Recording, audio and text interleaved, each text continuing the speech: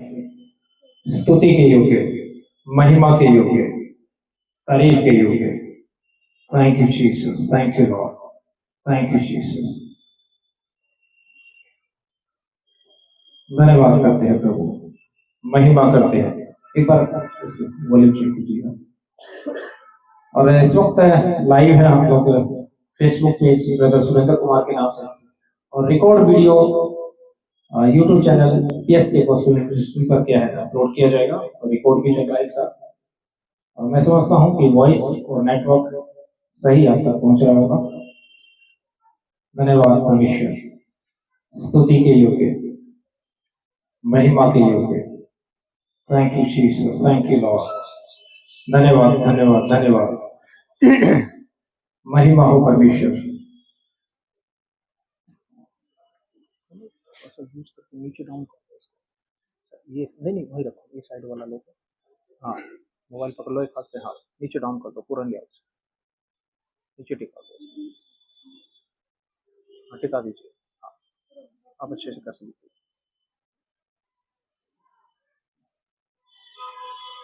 ठीक है, okay okay. और उम्मीद करता हूँ वॉइस ठीक है और नेटवर्क भी ठीक है। आप सभी को जय मसीह की।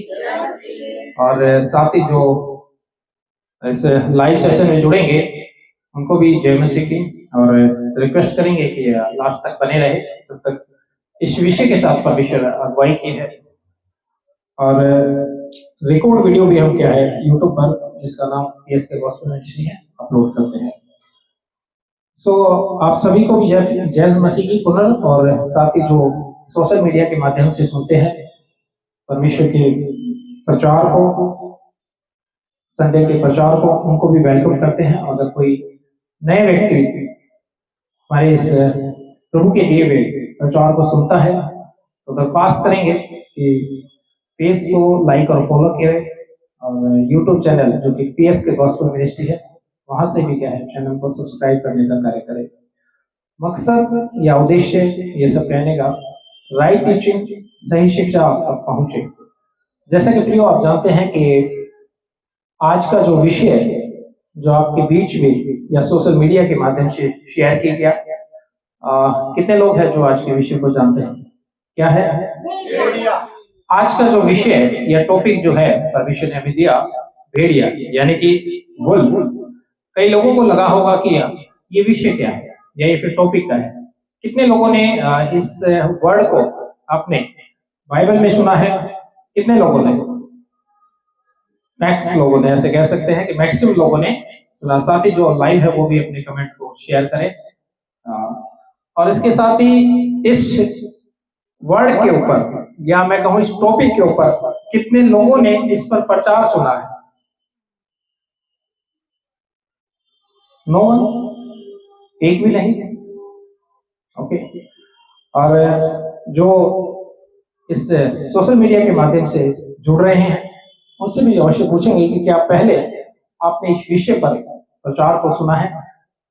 तो अपना कमेंट क्या है जरूर शेयर करें। और मैं दिखाना चाहूंगा जो इतने लोगों में है, इस वर्ड को तो बाइबल में बहुत बार सुना, राइट, लेकिन इस वर्ड के ऊपर, इस टॉपिक के ऊपर प्रचार नहीं सुना गया। तो मुझे लगता है अद्भुत होने वाला है या इंटरेस्टिंग, या और भी वर्ड के साथ आप कह सकते हैं कुछ जिज्ञासा होती है किसी को सीखने की कि कुछ नया है, समथिंग न्यू। तो ऐसा ही परमेश्वर करें, हमें सिखाए, एजुकेट करें। और मैं परमेश्वर का धन्यवाद करता हूं। एवरी संडे, हर सप्ताह एक नए विषय के साथ परमेश्वर शिक्षित करते हैं, बातें करते हैं। तो मैं परमेश्वर का धन्यवाद करता हूं।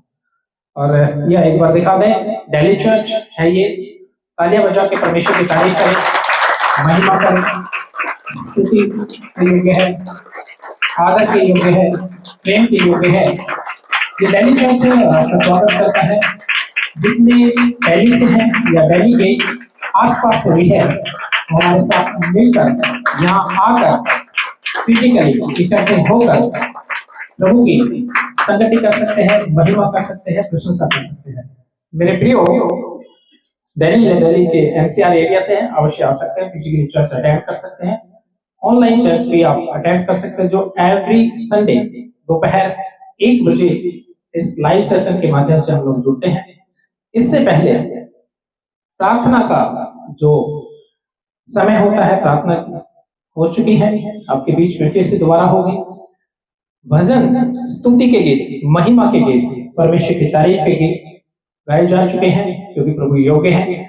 वो गवाहियां जो प्रभु हमारे जीवन में प्रतिदिन करते हैं, हमें जीवित उठाकर, स्वस्थ उठाकर, हमारे अजीजों का संग बनाए रखकर और तमाम बुराइयों से, पापों से बचाकर प्रभु जी हमारी प्रोटेक्ट करते हैं। हर एक शैतानी ताकतों से हमें क्या है बचा कर रखते हैं। उसकी गवाही अभी हो चुकी है। प्रभु को महिमा देते हैं सारी बातों के लिए। सुप्रियो, बहुत ही मैं समझता हूँ अद्भुत विषय होने वाला है। जितने लोग जुड़ेंगे शेयर करें, रिक्वेस्ट करता हूँ, ताकि आपके साथ साथ और लोग भी एजुकेट हो इस विषय के साथ।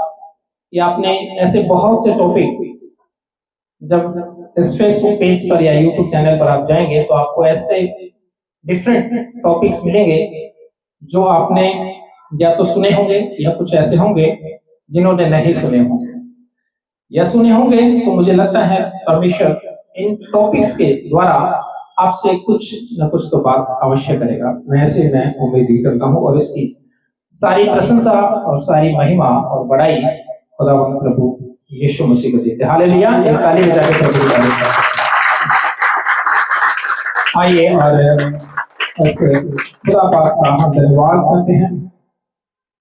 उस महान परमेश्वर, उस जीवित परमेश्वर का हम धन्यवाद करते हैं। आइए प्रियो, अपने आप को तैयार करें, अपने मन को तैयार करें और उस परमेश्वर की ओर अपने ध्यान को लगाएं, जो योग्य है, तारीफ के योग्य, महिमा के योग्य है, जो सब कुछ को बचाने वाला और छुड़ाने वाला है।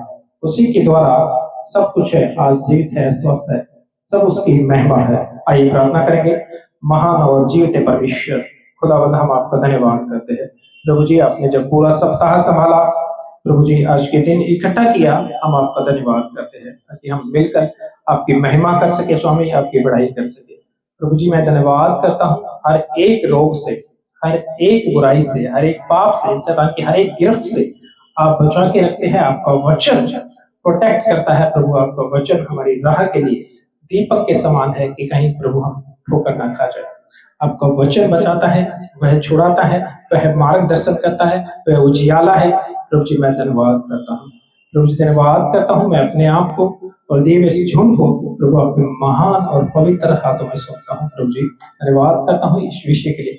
जितने लोग इस प्रार्थना में शामिल होते हैं, प्रभु जी, अगर किसी रोग के अंदर, किसी गिरफ्त में है, किसी जकड़न में है, खुदावंद प्रभु जी, जब इस ऑनलाइन के माध्यम से भी वो लोग सुनेंगे तो वो आपके महान और सामर्थी नाम को वो जानेंगे। प्यारे पिता, उनके सारे बंधन टूटने पाए प्यारे पिता प्रभु जी, और वो जीवित और सच्चे परमेश्वर को पहचाने। प्रभु, मैं ऐसी विनती और ऐसी गुजारिश करता हूँ।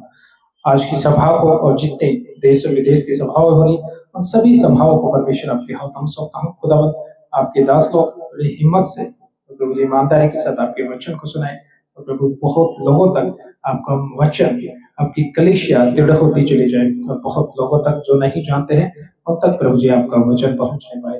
प्रभु जी, मैं इजाजत चाहता हूँ प्रभु आज की सभा को शुरू करने के लिए। प्रभु जी, आगे का सारा समय परमेश्वर आपके हाथों में सौंप देते हैं।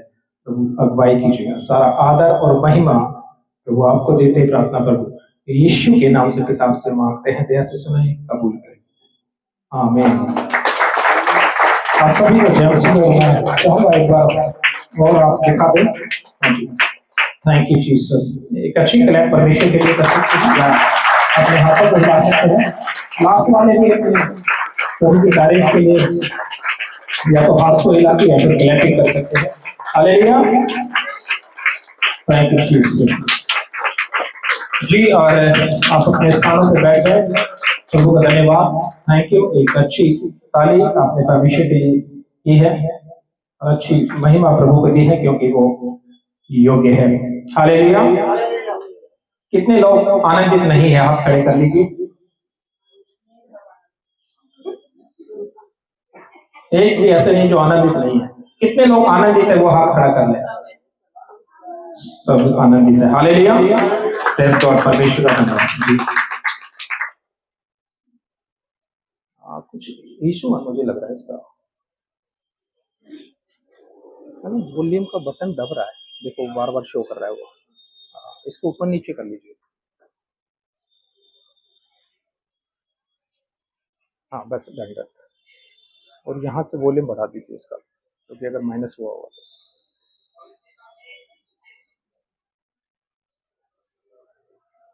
थैंक यू जी। एक बार चेक कीजिए क्योंकि वॉल्यूम बटन वहां से दबा था। धन्यवाद परमेश्वर, स्तुति के योग्य। सो आज के विषय को प्रचार करने के लिए खासा या काफी उत्साहित हूं, और ये उत्साह मेरे चेहरे से आपको नजर आ रहा होगा। और ऐसा ही सीखने का जो उत्साह है मुझे आपके चेहरे से भी नजर आना चाहिए। कहाँ है, किस सोच में डूबे हो? जैसे अभी सिस्टर कह रहे थे कि उत्साह, वो जिज्ञासा प्रभु के साथ संगति की। जब आप किसी अपने खास को मिलने जाते हैं, कैसे जाते हैं बताइए? आनंद के साथ, खुशी के साथ। चेहरे पे इतनी खुशी होती है, आनंद होता है। कभी देखा आपने किसी व्यक्ति को किसी अपने खास से मिलते हुए? कैसा है? वो कहेगा पहले तो ठीक था, तेरी शक्ल देख के खराब हो गया। कोई नहीं है। आप जब जाते हैं ना बड़े प्रसन्नता के साथ जाते हैं ना, बड़े आनंद से, बड़े गर्मजोशी के साथ उसको वेलकम करते हैं ना, उसको हक करते हैं, गले मिलते हैं ना। आप बड़े तो उसको ब्लेस करते हैं, आशीर्वाद देते हैं ना, कुछ आप जो भी आपका मिलने का तरीका है, बड़े आनंद से हंसते हैं, और सुना और सुना और सुना। वो तो घंटे से सुना ही रहा होता है, वो तब भी बोलता है और सुना और सुना। तो मुझे लगता है कि हम जब संसार के रिश्तों में उन मित्रगण, रिश्तेदार और जिन्हें हम मिलना चाहते हैं, देखना चाहते हैं कि हम बहुत दिनों के बाद मिले हैं, जब इतना उत्साह संसार के लोगों के लिए होता है, तो मुझे लगता है संसार के मालिक के लिए कितना उत्साह होना चाहिए। हालेलुया। तो मैं समझता हूँ ऐसा सुनकर आपके चेहरे पर प्रसन्नता आनी चाहिए।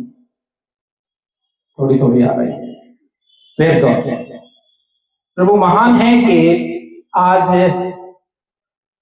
उसकी सामर्थ के द्वारा हम लोग आज यहाँ पे खड़े हैं।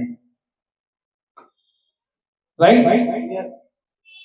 कितने लोग हैं हाथ खड़ा करेंगे जिन्होंने कहा था कि हाँ अच्छा सन संवर के, अच्छा मेकअप करके सोई थी तब आज जीवित हूँ, या अच्छा खा पी के सोई थी, हाँ? या फिर मैंने जो संसार के जो ज्ञानियों का फॉर्मूला अपनाया था,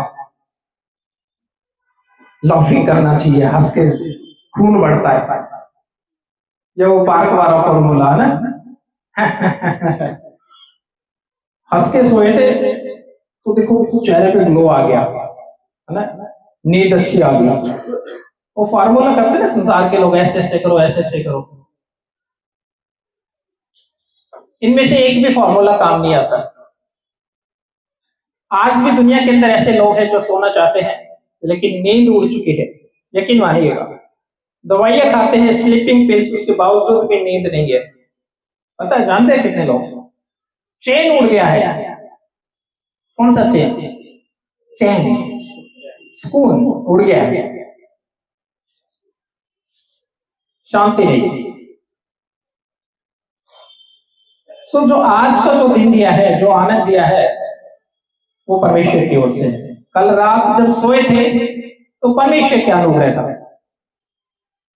और जब हम प्लानिंग करते हैं कि सवेरे इतने बजे उठ जाएंगे, वो आपका भ्रम है कि आप इतने बजे उठ गए और आपने आपका मैचिंग हो गया, आपका टाइमिंग हो गया, या आपने अलार्म सेट कर लिया। परमेश्वर है जब इस देह के अंदर श्वास देता है, श्वास को संचार करता है, तो आप उठ पाए, नहीं तो आपका अलार्म बजता रहता, आप नहीं उठ पाते। ट्रंग ट्रंग ट्रंग ट्रंग, उसे कोई और ही आके बजा हटाता उसको, भाई बंद कर दो। ऐसा है ना? हाँ, तो मनुष्य बहुत सारी चीजों, अभी कुछ आप कह रहे थे कि आप मनुष्य प्लानिंग करता है, योजना करता है, ऐसा करेंगे ऐसे करेंगे, सब परमेश्वर की सामर्थ के द्वारा, उसके अनुग्रह के द्वारा होता है। सो मेरे प्रियो, उस परमेश्वर का, उसकी महिमा के लिए जब इकट्ठे होते हैं सप्ताह में एक दिन, बड़े आनंद के साथ, बड़े अदब के साथ हमें प्रभु की संगति को करना चाहिए, बड़े सलीके से, तरीके से उसकी महिमा भी गानी चाहिए और उसके वचन को सुनने के लिए भी क्या है, उत्सुक होना चाहिए। सो प्रियो, आज के विषय की ओर हम लोग बढ़ते हैं, जो कि है, एक साथ बोल सकते हैं मेरे साथ, भेड़िया। भेड़िया इंग्लिश में वुल्फ। Very good.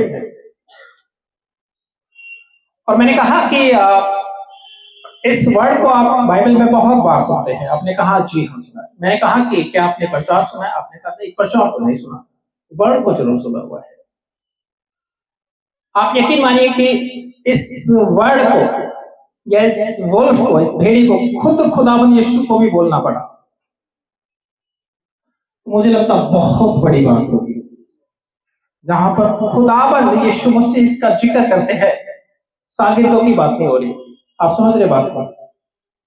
जो खुद खुदाबंद यीशु ने इसका स्टेटमेंट दिया है। जानते हैं ना, रेडियो से सावधान।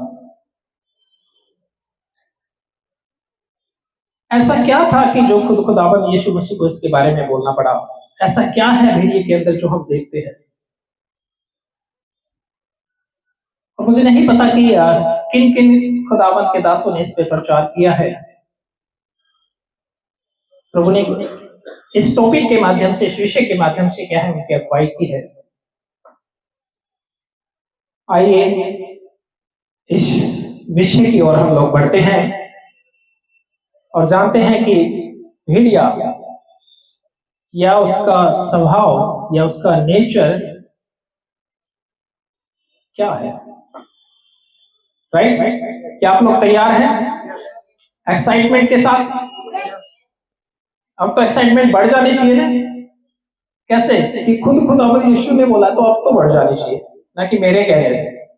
राइट? ये नहीं कि मैं इस टॉपिक को लेके आया, नहीं जी। मीडिया एक ऐसा जानवर जो बहुत ही खतरनाक है, और थंबनेल से या पोस्टर के माध्यम से भी देखा होगा ना आप लोगों ने। कितने लोगों ने देखा? कैसा लग रहा था? खतरनाक। खतरनाक मतलब पोस्टर में खतरनाक लग रहा था। ऐसा क्या था कि जो आपने पिक्चर के द्वारा उसका इमेजिनेशन कर लिया? क्या था खतरनाक देखने में? उसके जो दांत थे नुकीले थे, पैने थे बड़े बड़े थे, और क्या लग रहा था?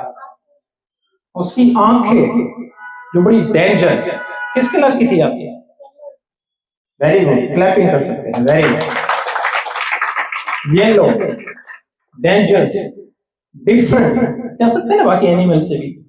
और बड़ा उस पिक्चर के माध्यम से दिखाया गया कि किस तरह ऐसे डेंजरस, और उसके फेस पे ब्लड है ना, दांतों में ब्लड, उसके फेस पे ब्लड, ये सब उसके एक आक्रामक,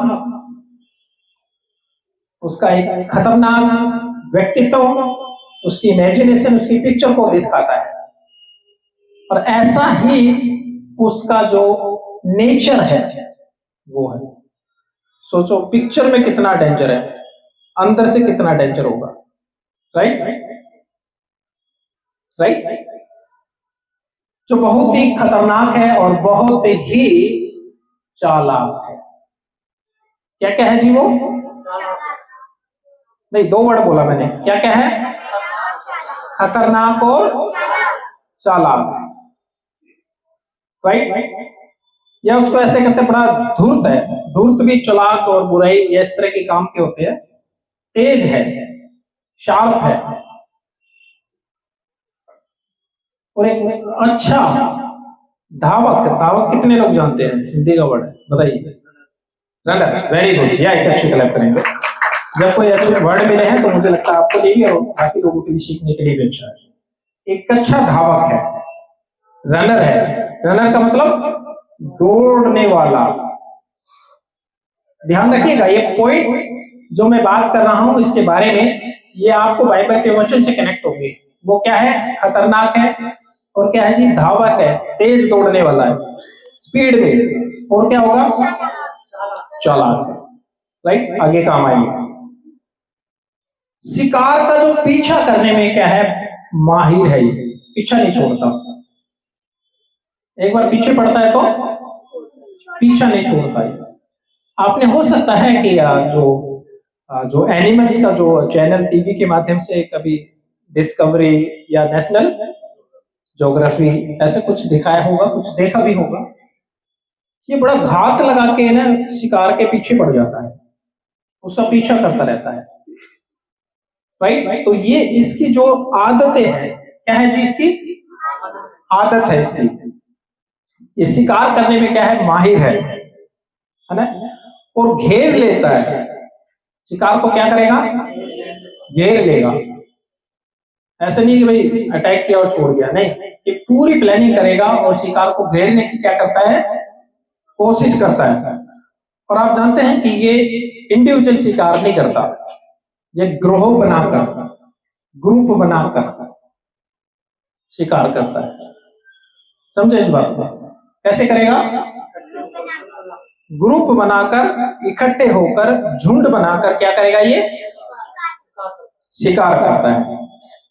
तो जानिएगा, अगर एक तरफ से या अकेला शिकार कर रहा हो तो जाहिर सी बात है जो शिकार है होने जा रहा है उसी चांसेस है कि वो कई रास्तों से बच जाए या भाग जाए। लेकिन आप जानिएगा कि अगर उसको घेर लिया जाए तो बचने के चांसेस बहुत कम है। तो इसकी जो फितरत है, इसकी जो चालाकी है, इसकी जो योजना है, वो किस तरह है? घेर के शिकार कर लेने की। तो ये बड़ा तेज है, बड़ा चालाक है। ये इसकी पॉलिसी है। क्या है जी? हाँ, तो ये झुंड बनाकर शिकार करता है, झुंड बना के शिकार करने जाएगा। और इस तैयारी में रहता है कि एक दूसरे से क्या करें? ग्रुप में रहता है। समझे? क्या रहेगा जी? हाँ, आप जानते हैं कि भेड़िए जब एक दूसरे से मैसेज भेजने के लिए, संवाद, संवाद किसको कहते हैं? बातचीत। वेरी गुड, बातचीत, मैसेज, राइट, भेजने के लिए कई तरीकों का उपयोग करता है। तब आप सोचते हैं कि आज के आधुनिक युग में ये कैसे मैसेज भेजता है? आपको हैरानी होने वाली है इसके बारे में जब आप जानेंगे। भेड़िया एक दूसरे भेड़िए को कैसे मैसेज भेज सकता है? बता सकता है कोई? क्या बात है, एक अच्छी ताली बजा सकते हैं। जिसने कहा कि वो फिजिकली नहीं जाएगा प्लानिंग को बताने के लिए, भेड़िया जो है चिल्लाकर अपने मैसेज को कन्वे कर देगा। किसको? ग्रुप को। ये इसकी ट्रेजरी को आपको समझना पड़ेगा, उसकी योजना को आपको क्या है? समझना पड़ेगा। और समझना ही पड़ेगा अगर आप इस टॉपिक के माध्यम से क्या है? सीख रहे हैं और समझ रहे हैं। तो ये आवाज के द्वारा अपनी बात को भेजने का तरीका उपयोग करता है, जैसे हाव भाव। अच्छा, हाव भाव क्या होता है?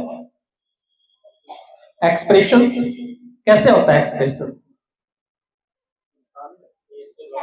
किसी का भी बता दो। हाँ, इंसान का बताओ तभी समझ में आएगा, क्योंकि एनिमल का बोलूंगा तो आप कर नहीं पाओगे। हाव भाव बताइए सर। कैसे? अगर गुस्सा है तो वो है बढ़ जाती है। हाँ, उदास है तो चेहरा थोड़ा लगन जाता है। Good, very good. भाई ने कहा कि अगर गुस्सा है तो ये जो आईलिड बोलते हो कि शायद ये बहुत जो सुकड़ जाती है, इससे कुछ रिएक्ट करते हैं। चेहरा होगा तब खिल जाएगा, कुछ ऐसा एक्सप्रेशन, बॉडी लैंग्वेज, हाव भाव। अच्छा, आपने मुझसे कुछ बात कहनी है, आप मुझसे कहें कि ब्रदर कहीं चलना है, कहे आप मुझसे, बोलो हाँ ऐसे बोलना है आपको मेरे साथ कहीं चलना है। ओके। ये आपने कैसे बोला? स्पीक किया, बोला। अगर आप मुझे हाव भाव से इशारे से बोलेंगे तो कैसे बोलेंगे?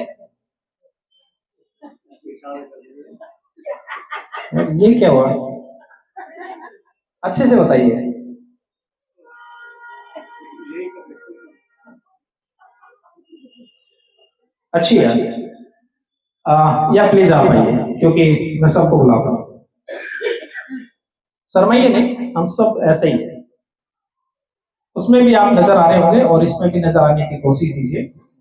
मैंने कहा जो हाव भाव है वो क्या है? आपने कहा कि वो हाव भाव मीन्स बॉडी लैंग्वेज, ये स्पीक नहीं है। मैंने बोला कि अगर brother Manoj, right, Manoj brother आप मुझे कहेंगे कि ब्रदर या पास्टर हमको कहीं चलना है, तो उन्होंने बोला एक बोल के दिखाइए, आपको मेरे साथ कहीं चलना है। इन्होंने स्पीक किया।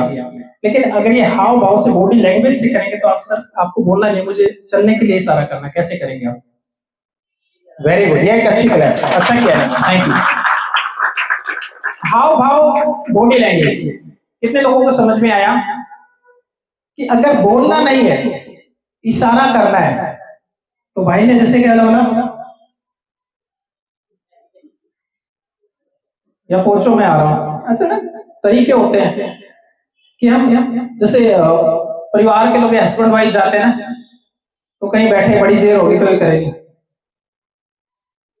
मैं समझ जाना जब मैं बोलूं ऐसे करके उठ लेना बस, और नहीं उठा तो उसकी सामने मैंने कितने इशारे किए तुम समझे ही नहीं। वो कहेगा मैंने सोचा तेरी गर्दन में दर्द था। आपको ये पॉइंट समझ में आ रहा है? कितने लोगों को? सच्ची बताइए, आ गया कैसे? तो भेड़िया जो है अभी आवाज के द्वारा अपने ग्रुप को मैसेज दे देगा, लेकिन उसके साथ में उसका हाव भाव, उसका क्रिया, उसका बॉडी लैंग्वेज, वो भी मैसेज है उसका। अब आप समझ सकते हो कितना चलाक है। तो इसका मतलब ये मत लगाना कि भेड़िए का हाव भाव इंसानों में आ गया, ये बॉडी साइन है जी। चिल्लाने से तो उसका वॉइस गया, उसकी एक दूरी है, मैं बताने जाऊंगा। लेकिन अगर वो कहीं पे है लेकिन उसके लोग आसपास है, तो वो बॉडी साइन ऐसे करेगा ताकि उसके लोग समझें कि इसके पास अभी जाना है या बच के बाहर जाना है, या बॉडी साइन ऐसे बनाएगा, बॉडी लैंग्वेज ऐसी होगी, वो कहेगा या तो आ जाओ या चुपचाप निकल लो, यहाँ खतरा है, ये और भी खतरनाक शिकारी आ गया है। समझ पा रहे बात को? तो इसके अंदर क्या है? हाव भाव, एक चेष्टा है ना, जैसे कहते हैं इशारा करना, है ना, इसको बोलते हैं गैर मौखिक। हमने मौखिक बोला ना कि चलना है, तो ये कुछ ऐसा इशारा कर देगा जब इसको कुछ एक्सप्रेशन जाहिर करना है। आप सोचोगे इसके अंदर इतना टैलेंट कैसे है? सोच सकते हैं आप लोग? मैं भेड़िए की बात बता रहा हूं, किसी इंसान की नहीं बता रहा हूं। ये एक ऐसे विदाउट मौखिक भी ऐसा इशारा कर देगा, मौखिक तो है ही कि जब ये आवाज निकालता है, लेकिन गैर मौखिक भी ये एक ऐसा हाव भाव करेगा, और ऐसी शारीरिक क्रियाओं के द्वारा क्या है, बॉडी लैंग्वेज के द्वारा या बॉडी साइन के द्वारा क्या है, अपनी परिस्थिति को बता देगा, चाहे उसके साथ अच्छी या बुरी हो। समझे? और जैसे मैंने पूछा कि इसका साइन क्या हो सकता है, इसका चिन्ह क्या होता है, तो आपने सबसे बोला आवाज, क्योंकि आपने इसको वीडियो के माध्यम से देखा होगा कि इसका चिल्लाना है ना, हर जगह ये था ना, किसकी आवाज है ना, क्या बोलते हैं इसकी आवाज। इसकी आवाज को क्या बोलते हैं? हाउल।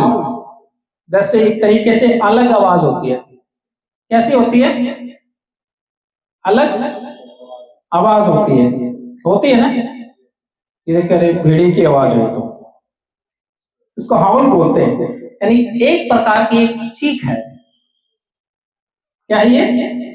है ना, और विशेष प्रकार की एक ध्वनि है, एक आवाज है, एक साइन है, एक सिंबल है, एक इशारा है, जो अपनी आवाज से बताते हैं कि यह भेड़ियों के बीच संवाद का एक प्रमुख है। क्या है ये? प्रमुख साधन है। क्या जी ये अपना, अगर ये कहीं पे है ना तो ये अपनी आवाज के द्वारा अपने लोगों तक साइन पहुंचा देता है। क्या पहुंचा देता है? आवाज पहुंचा देता है। कैसी होती भेड़िए की आवाज? बच्चे ने बोला ऐसा ही करता है। हाँ, इससे अपने साथियों को अपनी स्थिति के बारे में, अपने स्थान के बारे में, अपनी पोजीशन के बारे में अभी समझना कि क्या है इसका मतलब, आवाज का या हाउल का मतलब क्या है जो ये साउंड निकालता है। ये इसका लैंग्वेज है और ये लैंग्वेज डिफरेंट टाइप का है। आप जानेंगे क्योंकि वो एक लैंग्वेज नहीं, इसका डिफरेंट इसका मैसेज होता है इसकी हाउल के अंदर, इसकी ध्वनि के अंदर, अपनी स्थिति के बारे में, और जहां पे ये ठहराव है वहां बता देगा, अपनी दशा के बारे में बता देगा, अपनी हालत के बारे में भी बता देगा। यानी कि इसकी आवाज में वो मैसेज है, अगर ये कहीं फंसा हुआ है तो भी बता देगा उसी आवाज की, उसी जो आपने बच्चे किया ना उसी के अंदर आउ बाउ टाउ सब निकलता है, इसका मैसेज दे देता है ये कि अभी मैं खतरे में हूं, या अभी मैंने शिकार मार लिया है, आ जाओ, शिकार को मैंने घेर लिया, आ जाओ, मुझे आवश्यकता है सहायता की, आ जाओ, या अभी जश्न का टाइम है, आ जाओ। तो ये उस अपनी हाउल के द्वारा, अपनी ध्वनि आवाज के द्वारा क्या है, अपनी हालत का क्या है, लोगों को, ये लोगों का नहीं सॉरी मतलब और बाकी भेड़ियों को क्या कर देगा, बता देता है ना। और भेड़ियों के झुंड में चीखना उनमें ये सामान्य है। ये क्या है, इनमें सामान्य है या सामाजिक है। और ये वो सामाजिक नहीं है जो लोगों वाला सामाजिक है, इनके झुंड का मैं आपको बता रहा हूं। ये अपने झुंड को क्या है, मैसेज देते हैं और व्यवहार और संचार का एक महत्वपूर्ण हिस्सा है या एक हिसाब है। भेड़िए के लिए चीखना एक दूसरे से बात करने और अपने स्थान, खतरे या अन्य महत्वपूर्ण जानकारी का साझा करना है। क्या है इसका जो चीखना है, वो अपनी सिचुएशन का क्या करेगा, जानकारी दे देता है, एक तरीका है चीखना। और झुंड के सदस्यों को एक साथ लाना और एकजुट करने में भी क्या करता है, ये मदद करता है। अगर दाएं बाएं होगा ना, ये झुंड में रहना पसंद करता है। अगर दाएं बाएं है तो ये क्या करेगा, उनको एक साथ लाने में भी क्या करता है, उस आवाज के द्वारा क्या करेगा, इकट्ठा करेगा, है ना। और चीखना अन्य भेड़ियों के झुंड के चेतावनी भी देना होता है। अन्य भेड़ियों के झुंड को क्या करेगा, चीखने से चेतावनी देगा, या अपनी क्षेत्र की रक्षा के लिए भी क्या है, ये इस तरह की आवाज निकालता है ना। जस्ट लाइक एक्सरसाइज, प्रैक्टिस करता है। चीखना भेड़ियों की खुशी, उत्साह या स्नेह का भी अनुभव करने में भी मदद करता है। तो इसी की आवाज से इन चीजों को भी क्या है, आप ये ना जानिएगा कि अगर वो एक आवाज कर रहा है तो उस एक आवाज में उसके कोई एक अलग ही मैसेज है, एक मैसेज है, एक मैसेज नहीं, वो अनेक मैसेज से अपने हाउल से क्या है, वो अनेक मैसेज पे क्या है, अपने झुंड से, अपने ग्रुप से क्या है, बात कर रहा होता है। और यदि भेड़िया अपने झुंड से अलग हो जाता है तो वह अकेले चीख का भी उपयोग करता है। देखो ये भी मैसेज है, अगर ग्रुप से भी छड़ गया ना तो ये उसी आवाज के द्वारा क्या है, अपनी पोजीशन बताएगा कि मैं यहाँ पर हूं। अब आप सोचेंगे कि वो अगर ऐसा करता है तो उसके बाकी साथी कैसे ढूंढेंगे, इसको भी हम लोग अभी सीखने जा रहे हैं। झुंड के सदस्यों को जानकारी देता है। हाउल की जो विशेषताएं है, इसकी जो आवाज की जो विशेषताएं है, लंबी और तीव्र आवाज होती है। लंबी और तीव्र मतलब तेज आवाज होती है ना। भेड़िए का चीखना एक लंबी और है ना, या बार बार आवाज होती है ये, है ना। और ये कई सेकंड तक इसकी आवाज गूंजती है। भेड़िए की जो आवाज है ना, अगर उसने एक बार वॉइस को निकाला, आवाज को निकाला, तो वो काफी सेकंड तक वो गूंजेगी। ये बात को ध्यान रखना। या हिंदी में इसका जो, या इंग्लिश में इसका मीनिंग सिमिलर जो इसके बराबर का जो वर्ड लेंगे वो क्या करेंगे, इको। जैसे अभी मैंने माइक लिया है, तो अगर मैं कोई बात बोलूंगा तो अगर हम इसका इको बढ़ाएंगे तो हम बोलेंगे हेलो, तो वो हेलो हेलो हेलो हेलो ऐसे करके जाते हैं ना, अगर इको बड़ा होता है एक बार। जैसे पहाड़ पे आप होते हैं तो आप आवाज करते हैं तो वो गूंजती है, नहीं इको होती है ना। तो ये जब अकेला होता है तो वो इस तरह की लैंग्वेज को भी निकालता है, इसकी आवाज जो है तीव्र है और जस्ट लाइक अ इको, ताकि इसके झुंड तक वो पहुंच जाए और ये अपने पोजीशन को बता देगा उस आवाज में। तो इतना शार्प है, कितना शार्प है, इतना तेज है ये, राइट। और आप जानते हैं कि इस भेड़िए के जो झुंड में एक इनका मुखिया भी होता है, उसको बोलते हैं अल्फा भेड़िया। क्या बोलते हैं? अल्फा भेड़िया, मुख्य सरदार कह लो, राइट। हाँ, जो झुंड का क्या नेता होता है इसके, है ना, लीडर होता है, और बार बार वो हाउल करता रहता है, चिल्लाता रहता है वो। हाँ, और इसकी जो आवाज है मौसम के साथ बदलती भी रहती है, मतलब ये आवाज को बदलने में भी क्या है, माहिर है। और जो इस भेड़िए के जो बच्चे हैं, या उसको पता नहीं पपी बोलते होंगे या क्या बोलते होंगे, या हिंदी में तो पिल्ले, भेड़िए के पिल्ले, भेड़िए के जो पिल्ले हैं वो भी भेड़ियों की, बड़े भेड़ियों की क्या करते हैं, नकल करते हैं और उनकी सी आवाज निकालते हैं, उनकी सी हरकत और उनकी सी आवाज भी वो निकालते हैं या आवाज नकल उतारते हैं। ये इतने खतरनाक है कि इसे टक्कर देना क्या हो जाता है जी, मुमकिन नहीं। जंगल में इस खतरनाक जानवर को टक्कर देना बाकी एनिमल्स के लिए नामुमकिन, जैसे मुमकिन नहीं होता मतलब, लेकिन नामुमकिन भी नहीं है। मुमकिन नहीं लेकिन नामुमकिन भी नहीं है। अब जब हम देखते हैं तो इसको जंगल में एक जानवर जो टक्कर दे पाता है, वरना ये इतना धूर्त है, इतना चालाक, इतना शार्प है, कब उसको धोखा दे जाएगा पता भी नहीं चलेगा। कैन यू गेस, आप अंदाजा लगा सकते हैं कि ऐसा कौन सा जानवर है जो भेड़िए को सीधा सीधा टक्कर दे देता है एक तरीके से? सिंह, भाई ने कहा सिंह, और कोई बता सकता है? टाइगर, और एनिमल कोई? लेपर्ड, लेपर्ड और लॉयन, और कोई एनिमल? लोमड़ी, और इसको जो एनिमल कोई अगर टक्कर दे सकता है तो वो लॉयन ही है। एक अच्छी तालियां बजा सकते हैं आप लोगों ने।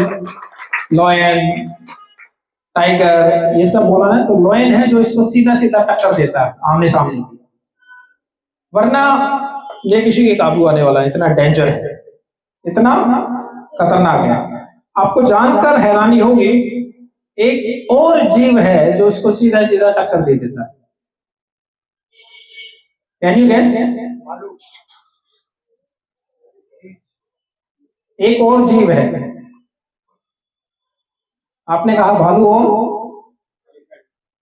एलिफेंट और स्नेक, ओके, और चीता, और हाँ जी, मैंने कहा एक और जीव है जो इसको टक्कर दे देता है। आपने कहा उकाब। अच्छा, इंसान क्या है, जीव है? हाँ? किसने बोला यस? तो कौन मना, कौन कर रहा था? इंसान भी एक जीव है। क्या है इंसान? जीव है। तो मैंने बोला था एक और जीव है, पहली लाइन थी मेरी, कोई एक ऐसा एनिमल है जो इसको सीधा टक्कर देता है। फिर मैंने बोला एक जीव है जो इसको टक्कर देता था, वो जीव का नाम है इंसान, जो इसको टक्कर दे देता है। तो कौन लोग इसको टक्कर दे देते सीधे सीधे? एक तो शेर कह सकते हैं, दूसरा इंसान, मनुष्य। अब आप सोचोगे इतने खतरनाक जानवर को इंसान कैसे टक्कर दे देता है। ऐसा लग रहा होगा, कुछ घूम रहा होगा दिमाग के अंदर, घूम रहा है, आगे क्लियर हो जाएगा। आगे क्या होगा, क्लियर होगा। आप जानते हैं कि परमेश्वर ने मनुष्य को सर्वश्रेष्ठ बनाया, और उसकी पहली पुस्तक में जब परमेश्वर ने सब जीव जंतु जानवर को बनाया तो इन्होंने बोला इन सब पर अधिकार रखो। तो मनुष्य के ऊपर वो राइट्स है, वो अधिकार है, वो सामर्थ्य, वो पावर है, उसको सब पर क्या है, अधिकार रख लेता है। तो मैंने कहा कि इसे दो जो है, इसे सीधी सी आमने सामने की टक्कर दे सकते हैं।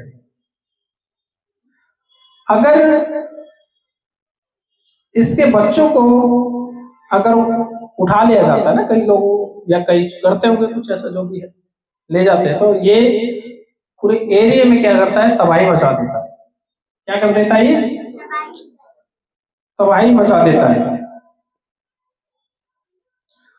और इसके बारे में हम जब लोग पढ़ते हैं कि ये मौसम के हिसाब से अपने जो फर है, अपने जो फैदर है, और क्या बोलते हैं इसके, बाल बोलेंगे, है ना, उनको ये बदल भी सकता है।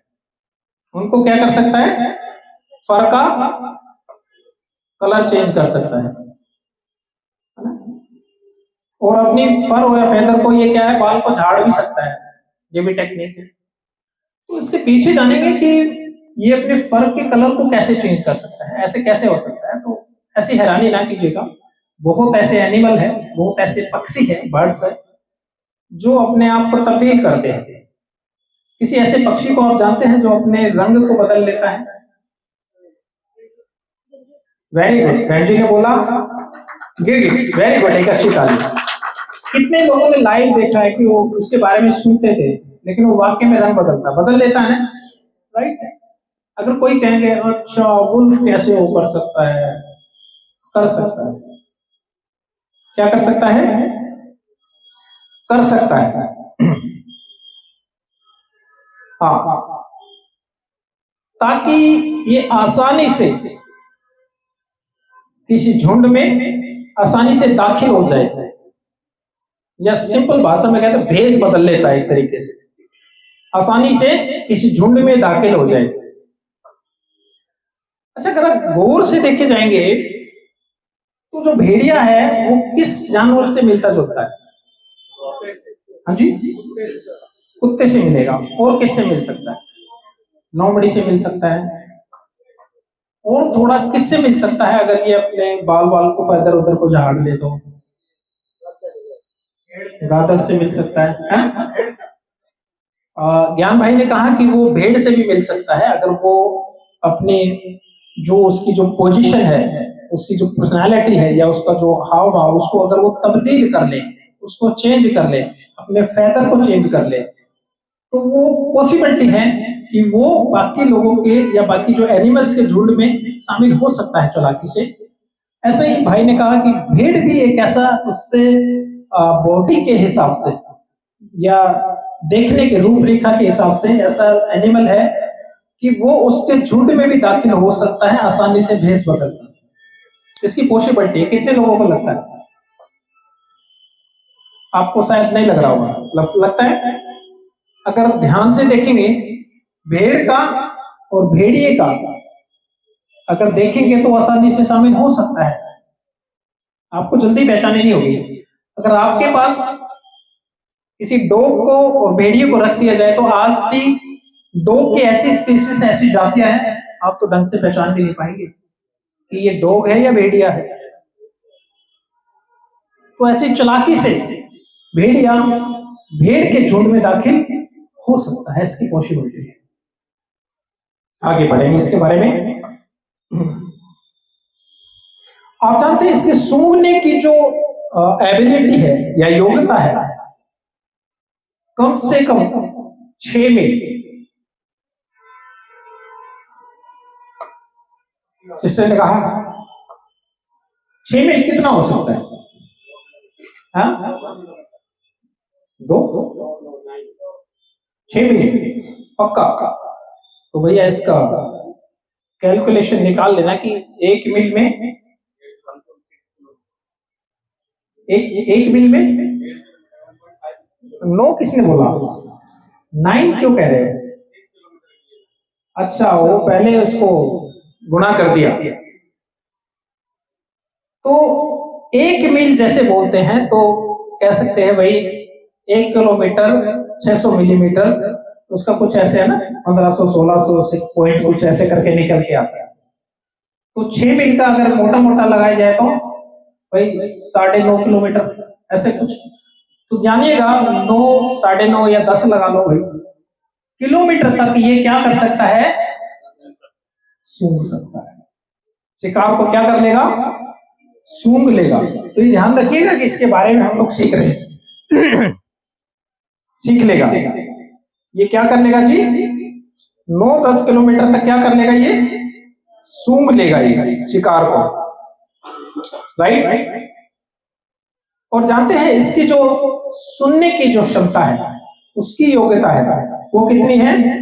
10 मील। तो 10 का तो सीधा सीधा 15 किलोमीटर हेर फेर मान लेते हैं। 15 किलोमीटर जानते हैं कि 15 किलोमीटर यहां से कितना होगा? इस एरिया से, दिल्ली के इस उत्तम नगर से 15 किलोमीटर कहाँ होगा? ये कम से कम बाईपास चले जाएंगे या कम से कम बहादुरगढ़ के बॉर्डर पे जरूर चले जाएंगे।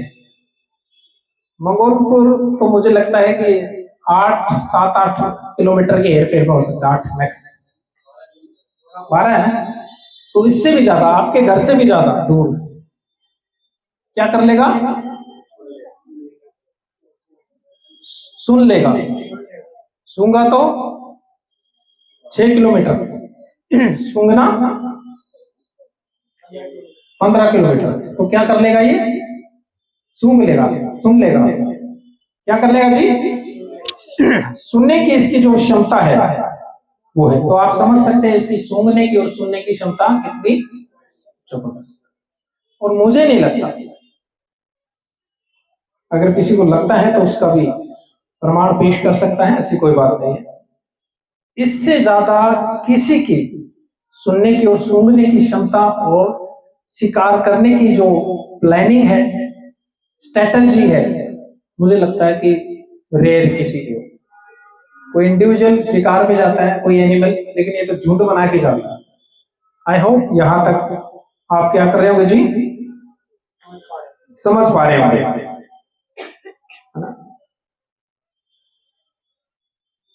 और कई बार जानते हैं कि ये जो भेड़िया है आदमखोर भी हो जाता है। सुना है कितने लोगों ने? क्या हो जाता है? आदमखोर। आदमखोर का मतलब, हाँ, यानी कि जहां इसका जो टेरिटरी है उसको छोड़कर वहां पर एक अलग रिएक्ट या स्वभाव में आ जाएगा, जिसको और भी डेंजर कहते हैं।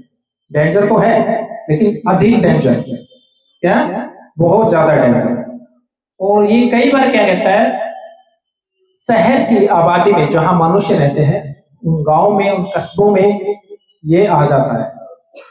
आपने सुना होगा इस तरफ के जो एरियाज लगते हैं, तो ये क्या करता है, और जैसे भाई ने बताया कि ये क्या करेगा, फिर हमला करेगा उन आबादी में, मनुष्य आबादी में।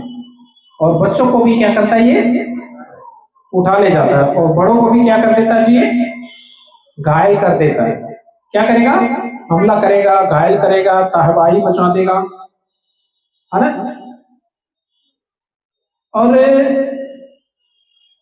आप जानते हैं जब फिर इसके लिए क्या करते हैं, और इसका ताजा अभी कुछ महीने पहले न्यूज में पढ़ा होगा, यूपी का एक जगह है बहराइच, तो वहां पे भी ये झुंड आ गया था। वहां पे भी बहुत लोगों को इन्होंने जान से मार दिया था, बच्चों को उठा ले गया था। तो वहां पर क्या किया, वन विभाग की टीम को बुलाया जाता है जब कभी ऐसी जगह पे ये क्या है आ जाते हैं, राइट। और उस वन विभाग की टीम की ओर से इसको, आदमखोर को, भेड़ी के पकड़ने की क्या करते हैं, प्रयास कर जाते हैं। और या फिर जो आत्मरक्षा के लिए जब इतना आक्रामक हो जाता है तो आत्मरक्षा के लिए या तो उसको पकड़ने की, या एक ऐसी गन होती है जिसको मार के बेहोशी हो जाती है, आई थिंक पता नहीं पैलेट या पैलेट गन क्या बोलते हैं उसको, वो मारा जाता है जू में भी जब कोई बेकाबू होता है या फिर उसको ट्रीटमेंट करते हैं एनिमल्स का। तो अगर उसके बावजूद भी नहीं आता है तो क्या करा जाता है, या फिर ग्रामीण लोगों के द्वारा आत्मरक्षा के द्वारा क्या है ये शिकार भी हो जाता है। आत्मरक्षा के लिए क्या करते हैं लोग, अपनी जान बचाने के लिए क्या करते हैं, मार देते हैं, राइट। तो स्वयं की रक्षा के लिए या फिर किसी मनुष्य की रक्षा के लिए क्या है, इसको मार भी देते हैं। लेकिन मैं आपको यहां से एक मैसेज के द्वारा बताता चलूं, आप किसी एनिमल को मार नहीं सकते। आप जैसे पहले करते थे ना, लोग शिकार पे जाते थे किसी एनिमल, तो अब रूल्स बन गया है, एक्ट बन गया है, आप किसी एनिमल को नहीं मार सकते। लेकिन अगर कोई आदमखोर एनिमल या खूंखार एनिमल आप पर जानलेवा हमला करता है या आपके अपनों पर जानलेवा ऐसा हमला करता है, तो आपको अपने आप को या अपने अपनों को प्रोटेक्ट करने का भी अधिकार है। अब इस अवस्था में चाहे वो एनिमल घायल भी हो सकता है या फिर मारा भी जा सकता है। ऐसा रूल क्या है बताया जाता है। तो वन्य जीव संरक्षण अधिनियम 1972 के तहत अपराध नहीं माना जाएगा। अगर आप अपनी आत्मरक्षा के लिए ये करते हैं तो ये क्या है, अपराध नहीं माना जाएगा। अधिनियम 1972 की धारा 11 में दिए गए हैं, अगर कोई किसी जानवर को बिना वजह मारेगा तो उस पर क्या होगा जी, जुर्माना भी होता है और उसको सजा भी होती है।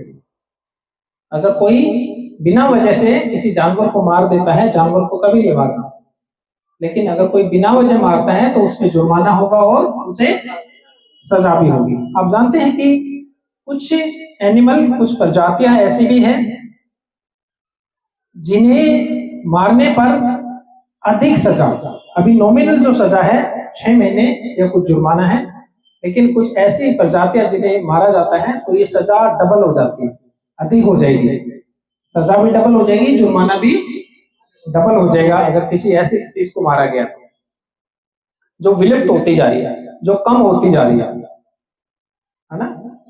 अगर हम देखें तो कई ऐसे बर्ड्स हैं, कई ऐसे एनिमल हैं, या हम टाइगर को भी कह सकते हैं, शेर एक ऐसी प्रजाति है जो कभी बहुत सारे हुआ करते थे, लेकिन आज कह सकते हैं कि आई थिंक कुछ हजारों में ही बचे हैं, भारत की बात कर रहा हूं।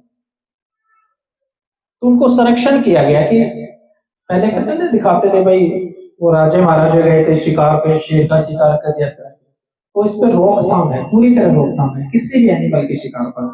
तो ये आपको भी पता होना चाहिए कि किसी भी एनिमल को नहीं मारना है, नहीं तो सजा है और जुर्माना भी है। और मानवता भी ये कहती है किसी जानवर को क्यों मारेगा, राइट। आप जानते हैं कि भेड़िया एक ऐसा एनिमल है जिसको पाला नहीं जा सकता, कभी देखा है किसी भेड़िए को पालते हुए, या उसका कोई नाम रख रखा हो, उसको घुमा रहा हो चैन बांध के, आजा चला। अभी किसी का नाम लूंगा तो पता चलेगा अरे ये नाम तो इंसानों वाला है, लेकिन क्या करें, लोग इंसानों वाले नाम जानवरों के रख देते हैं, अपने कुत्तों के रख देते हैं, फिर वो कहते हैं यार ये क्यों नाम रखा हो, ये तो मेरे उसका है, करते ना ऐसा नाम, डॉगी पप्पी उप्पी का इनका नाम रख देते हैं कुछ। इस जानवर को क्या क्या है जी, पाला नहीं जा सकता। क्यों? क्योंकि वो इतना खूंखार है, इतना डेंजर है कि उसको आप पाल नहीं सकते। क्या नहीं कर सकते? उसको पाला नहीं जा सकता और ना ही उसको ट्रेंड किया जा सकता है। बाकी एनिमल्स को देखते ना जू में या फिर कहीं पर, या फिर गल्फ कंट्री है, वो जो शेख वगैरह होते हैं वो क्या करते हैं, शेर वगैरह को क्या करते हैं, पालते हैं।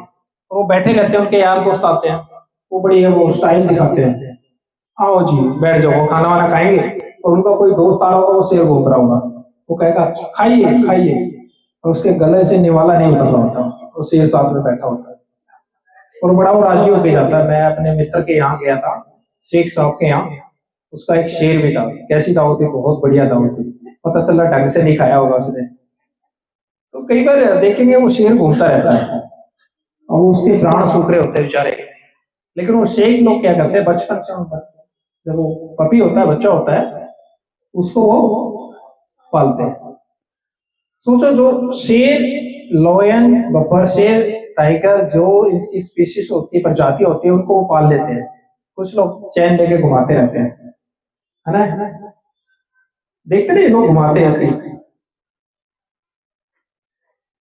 सो वुल्फ को, भेड़िए को ना तो आप पाल सकते हो, ना इसे ट्रेन कर सकते हो। और यहां तक जानिएगा कि मनुष्य ने क्या किया, जू में, चिड़ियाघर में उनको ट्रेन करते हैं। शेरों को करते ना, ऐसे सिखाते हैं उनको, सर्कस करतब दिखाते रहता है। इसको नहीं कर सकते, चाहे इसको बचपन से पाल लो, चाहे कितना लाड दिखा लो। अगर आपने, किसी ने इसका पपी ले आया होगा और पाला होगा, लेकिन ये इतना डेंजर है, इसका जो नेचर है वो फाड़ खाने वाला है। ये मार देगा मालिक को, एक दिन मौका मिलेगा, काम कर देगा उसका। तो इसको पाला नहीं है, किसी ने चेष्टा या कोशिश की होगी तो काम कर दिया उसका इसने।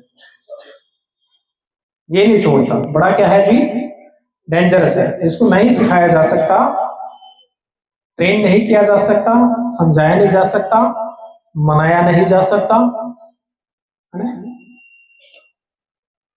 और कभी इसको ट्रेन किया ऐसे आपने देखा भी नहीं होगा। आप जानते हैं कि आप इसके बच्चों को प्यार से पालेंगे ना, तो ये प्यार व्यार को नहीं मानता। क्या नहीं मानता ये? हाँ, ये इसकी जो पावर है वो आजादी है। इसका जो मेन कारण है ना, इसको पालतू नहीं बना सकते, ये आजाद है। क्या है? इसको अपनी पावर पे घमंड है, ऐसे कह सकते हैं। इसको अपनी जो फ्रीडम है वो बड़ी प्यारी है। इसको कोई पाले, पालतू बनाए, इसको इस चीज से वो नहीं है। फ्रीडम रहना चाहता है, बंधुत्वों में नहीं रहना चाहता। तो ये जो सारी बात जो हम लोग सीख रहे हैं, यही आगे वचन से कनेक्ट होती है कि क्यों भेड़िया अधीनता में नहीं रह सकता, क्योंकि वो डेंजर है। उसको सिखा नहीं सकते, उसको आप ठीक नहीं बता सकते, उसको ठीक नहीं सिखा सकते। ये सारा कनेक्ट होगा कि क्यों भेड़िए का हमें जिक्र मिला, क्यों टॉपिक मिला कि हम लोग एक सीखे जो। तो इसको आजादी क्या है, पसंद है, इसलिए ये नहीं रखता, इसलिए ये कैद में नहीं रहे। ये अपनी मनमर्जी के लिए जीते हैं। कैसे जीते हैं? मनमर्जी के लिए, है ना, अधिकार के लिए जीते हैं, है ना। और अधीन होने को, अधीन है ना, उसका क्या करेंगे? विरोध करेंगे। क्या करेंगे? अधीनता का क्या करेंगे? विरोध कर देंगे। तो ये जो चीजें है ना, हम लोग क्या सीख रहे हैं? एक भेड़िए के बारे में। किसके बारे में सीख रहे हैं जी? एक भेड़िए के बारे में हम ये जो चीजें है ना, हम लोग ये सीख रहे हैं, है ना। और आप जानते हैं कि बाइबल इसका जिक्र करती है। क्या करती है ना? और क्यों जिक्र करती है ये हम लोग समझने का प्रयास करेंगे। क्यों इसका जो जिक्र किया गया या इसकी कंपैरिजन बाइबल बोलती है कुछ मनुष्यों के साथ करती है, राइट? ऐसा ही तो ना। तो इसका जो सीधा सीधा जो मतलब निकालते हैं वो क्या है? बाइबल जब बोलती है तो दुष्ट लोगों का प्रतीक माना जाता है। भेड़िए का एग्जाम्पल अगर बाइबल में वचन में दिया जा रहा है तो दुष्टता, दुष्ट लोगों का प्रतीक माना जाता है भेड़िए को। दुष्ट और हिंसक क्या माना जाएगा? हिंसक, हिंसा करने वाले, राइट? विश्वासघाती लोगों के रूप में इस्तेमाल किया जाता है इसको। बाइबल इस बात से इसको कनेक्ट करती है ये हिंसक के रूप में और दोस्त और विश्वासी लोगों के रूप में इस्तेमाल किया जाता है, जो दूसरों को नुकसान पहुंचाने को तैयार रहते हैं। क्या रहते हैं? दूसरों को नुकसान पहुंचाने। प्रभु यीशु ने भी खुद झूठे भविष्यद्वक्ताओं को, है ना, भेड़ की भेष में भेड़िए के रूप में वर्णित किया है। क्या किया? भेड़िए के रूप में प्रभु यीशु मसीह ने भी इसको बोला कि तुम भेड़ के भेष में, जो भाई कह रहे थे ये झुंड में शामिल हो सकता है किसी भी एनिमल में, और ये पॉसिबिलिटी है कि ये भेड़ के झुंड में भी शामिल हो सकता है। तो खुद खुदावंद यीशु मसीह को ये कहना पड़ा कि ऐसे झूठे भविष्यद्वक्ता, ऐसे झूठे प्रचारक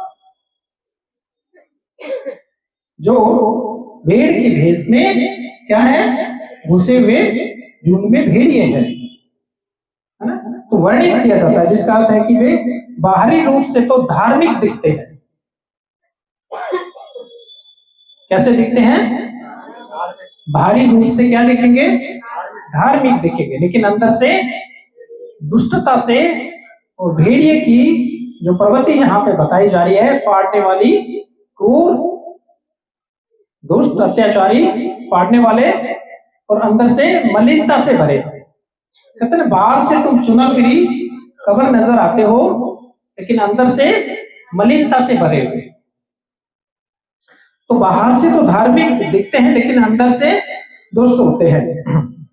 बाइबल वचन भेड़ों के भेष में भेड़ियों से सावधान रहने के लिए कहता है। क्या कहता है? भेड़ियों से सावधान रहने के लिए कहते हैं, और यह भी कहते हैं कि उनकी पहचान, इनकी पहचान, भेड़ियों की पहचान, उनकी पहचान कैसे? वेरी गुड, यह एक अच्छी क्लैप करेंगे। भेड़िए की पहचान झुंड में घुस तो आया है, लेकिन उसकी पहचान उससे कैसे होगी? उसके कार्य से होगी। बाइबल कहते हैं उनके फलों से उन्हें पहचान होगी, उनके कार्य से हो जाएगी, है ना। भेड़िए को एक तरीके से शैतानी भाव या शैतानी ताकतों का स्वभाव या उसका प्रतीक भी माना जाया गया है, जो लोगों को भटकाने और नष्ट करने के लिए प्रयास करता है। ऐसे जैसे झूठे शिक्षक या किसी को भी मुसीबत में डाल देते हैं। झूठे शिक्षक जो किसी को भी मुसीबत में डाल देंगे। क्यों बाइबल इन बातों को कनेक्ट करती है कि अगर उनके कार्य सही नहीं है, लेकिन आपको ये लगता है कि शिक्षा अच्छी है, तो रूप बदला हुआ है। क्या बदला हुआ है? मतलब रूप बदला हुआ है। क्या बदला हुआ है यार भाई? रूप बदला हुआ है। तो ऐसे झूठे शिक्षक हो सकते हैं जो धर्म के सेवकों का वेश धरकर, है ना, सर्वदूतों का भी रूप धर लेंगे और बाहर से बड़े अच्छे नजर आएंगे। आपको नजर आएगा, अरे आप उनके कार्य से पहचान लेंगे। बाइबल बोलती, बहुत स्पष्ट बात है। अगर कोई भेड़िया भेड़ के झुंड में भी है, वो बॉडी से या बाहर से तो मैच हो सकता है, लेकिन कार्य से मैच नहीं होगा। कार्य से पहचाना जाएगा कि वो झुंड में तो आ गया, लेकिन क्या करेगा? झुंड में भेड़ों को खाना शुरू कर देगा, तब पता चल जाएगा कि झुंड में भेड़िया घुस आया है। तो बाइबल बताती है अवेयर रहे, क्या झुंड में वो भेड़िया तो नहीं घुसा है जो भेड़ की भेष में है। लेकिन आपको ये लगेगा कि नहीं, टीचिंग अच्छी है, उसके फल तो नजर आ रहे हैं, उसकी चालाकी वो जाहिर भी हो गया कि वो भेड़िया है, वो झूठा है, लेकिन टीचिंग अच्छी है। कुछ लोग कहेंगे कि उसने हमारी मदद करी है। बाइबल इन झूठे भविष्यद्वक्ताओं के बारे में बोलती है और उन्हें भेड़ियों से इनकी कंपैरिजन करती है कौन? वचन। लेकिन आज का जो मनुष्य है, आज का जो चर्च है, वो क्या करता है? नहीं, हम इस व्यक्ति से दूर नहीं होंगे क्योंकि इसने हमारी कभी मदद करी थी। इस व्यक्ति से, झूठे भविष्यद्वक्ता से, इस नबी से हम दूर नहीं होंगे। इस भेड़िए को हम पहचान लिया है, लेकिन इससे दूर नहीं होंगे क्योंकि हमें पौधा चाहिए, कोई पद चाहिए। आज का जो दस्तूर है वो ये है। चर्च पहचानता है ऐसा नहीं पहचानता नहीं है, जानता भी है, लेकिन उसके बावजूद भी ऐसे झूठों के साथ क्या है वो बने रहते हैं। और यकीन मानिए जब ऐसे के साथ रहते तो इनका स्वभाव भी उनके जैसा हो जाता है। तो ये कहना भी बड़ा मुश्किल है कि भेड़ कौन है। आज भेड़ियों की संख्या ज्यादा है। तो अगर कोई ये कहता है कि मैं भेड़ हूं, तो ये सवाल मेरा अपने आप से, यहां बैठे लोग और जितने लोग मुझे सुन रहे हैं उन सभी से आपको ये समझने की जरूरत है कि क्या आप भेड़ हैं या स्वभाव से आप भेड़िए हैं। अगर आप भेड़े हैं, आप भेड़ है और आपका भेड़ का झुंड है, तो पहचानो कि भेड़िया कौन है।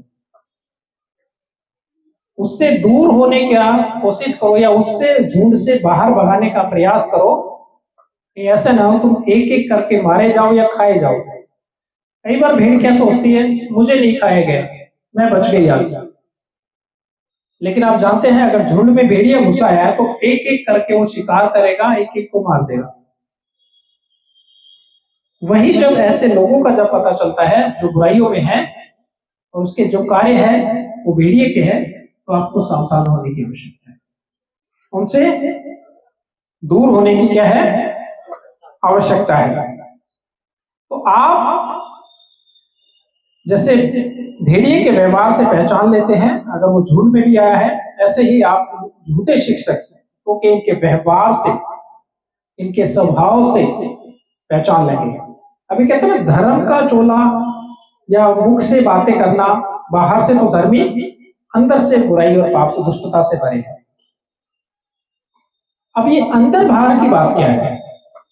बाहर से कैसे कोई धर्मी अपने आप को दिखा सकता है? कैसे दिखा सकता है?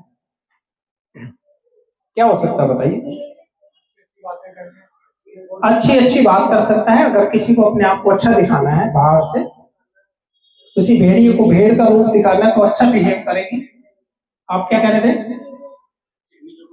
चिकनी चुपड़ी बातें कर सकता है, वचन से भी बात कर, हाँ वचन से भी बात कर सकता है, क्योंकि झूठे शिक्षक, झूठे भविष्यद्वक्ता बाइबल कहती है भेड़ियों के समान है।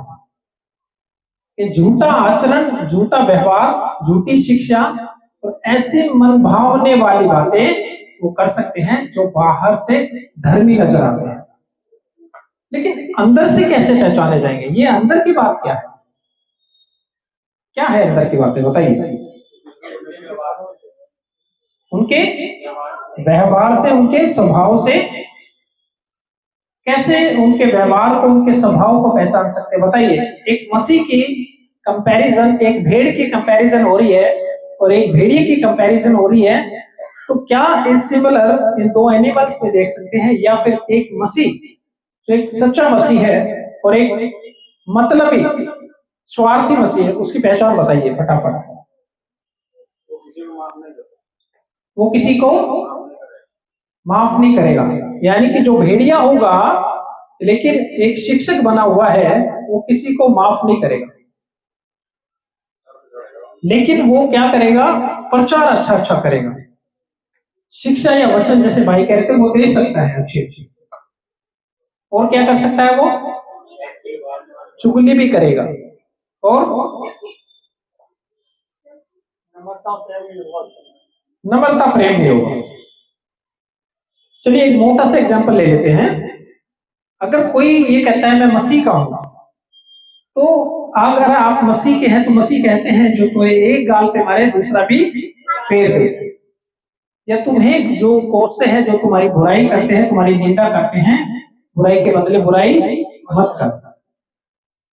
ये एक अच्छे भेड़ की निशानी है, ये अच्छे विश्वासी की निशानी है। वो बुराई के बदले बुराई नहीं करता, दोष के बदले दोष नहीं लगाता, उसमें क्षमा का, दया का भाव आता है। लेकिन जो भेड़िया होगा, उस भेड़िए के लिए आप कोई बात कह के देखें, उसका रिएक्शन आ जाएगा, और उस भेड़िए को आप मिल गए ना, आपको फाड़ डालेगा। अगर फिजिकली मुलाकात होगी ना, तो क्या करेगा? इधर आए, क्या कह रहा था? उसकी गिरबान पकड़ लेगा, उसका गला दबा देगा, उसको मार देगा या किसी को पिटवा देगा। ये भेड़िया है। लेकिन एक अच्छी भेड़ की निशानी क्या है, या एक अच्छे मसीह की जो निशानी क्या है, कि आपके लिए अगर किसी ने बुरा भी कहा है और वो व्यक्ति आपकी जद में भी आ गया, या आप उस व्यक्ति तक पहुंच सकते हैं, आप उसको कभी मारने नहीं जाएंगे। आप उसको, आपके लिए अगर गलत बोला ना और आप जानते हो वो व्यक्ति कहां पे है, आप उसको मारने नहीं जाएंगे। क्यों? आप परमेश्वर की शिक्षाओं के चलते हैं। लेकिन भेड़िया मौका देखेगा फाड़ने का। तो ये उसके जो लक्षण है, ये जो उसका नेचर है, उससे क्या है, भेड़िया पहचाना जाएगा। क्यों? क्योंकि वो आक्रामक होता है। क्या होता है सिस्टर? वो आक्रामक होता है, डेंजरस होता है, उसका स्वभाव है फाड़ने वाला। और मैंने कहा कि क्यों खुद खुदावंद यीशु मसीह को इसका जिक्र करना पड़ा, लोगों को अवेयर करने के लिए, है ना, ताकि आप उससे अवेयर रहे। ऐसे झूठे शिक्षक जो भेड़ियों के समान हैं, उनसे अवेयर रहे। अगर कोई व्यक्ति, कोई शिक्षक दीन नहीं है, नंबर नहीं है, और सिर्फ ये नहीं वो पुलपिट पे धार्मिकता की बात करे, परमेश्वर की बात करे, प्रेम की बात करे, लेकिन उसके जीवन में प्रेम नहीं है, तो जानिएगा वो एक भेड़ नहीं, वो एक भेड़िया है छिपा हुआ। उससे तुरंत दूर हो जाइए, किसी भी प्रकार का संबंध ना रखें। क्या बोला मैंने? किसी भी प्रकार का संबंध ना रखें, नहीं तो देखिएगा, जैसे मैं कह रहा हूं कि आपकी मस्जिद आज खतरे में है। क्या है जी? मस्जिद क्या है जी? खतरे में है। एक कहावत है, मीठी जीभ में अक्सर तीखे दांत होते हैं। इसका मतलब जानते हैं कुछ लोग? लगाइए थोड़ा अंदाजा, थोड़ा पानी दीजिए। हाँ, मीठी जीभ में तीखे दांत होते हैं। कैसे? यहूदा इस्करियोती कैसे बात कर रहा था? मीठी मीठी बात कर रहा था, गले लग रहा था, यीशु को प्यार कर रहा था, उसको चूम रहा था। हाँ, राइट।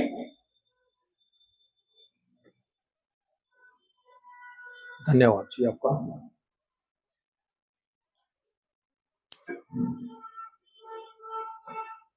तो जो भेड़िया है वो अधीनता में नहीं है। मैंने बोला ना, वो अधीन नहीं रहना चाहता। तो ऐसे जो झूठे सेवक है, ये अधीनता में नहीं है। किसकी? परमेश्वर की।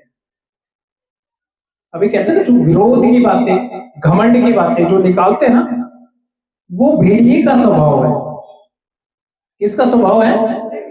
भेड़िए का स्वभाव। और भेड़िया बंधन में नहीं रहता। आप सोचते होंगे कि यह परमेश्वर का डर नहीं, उसका स्वभाव भेड़िए का है, इसलिए उसको डर नहीं। आप उसको सिखाने का क्या मतलब हुआ? ट्रेन का क्या मतलब हुआ? आप उससे जब वचन की बात भी बोलेंगे तो नहीं सीखेगा, वो ट्रेन नहीं होगा, उसको प्यार की भाषा नहीं आती।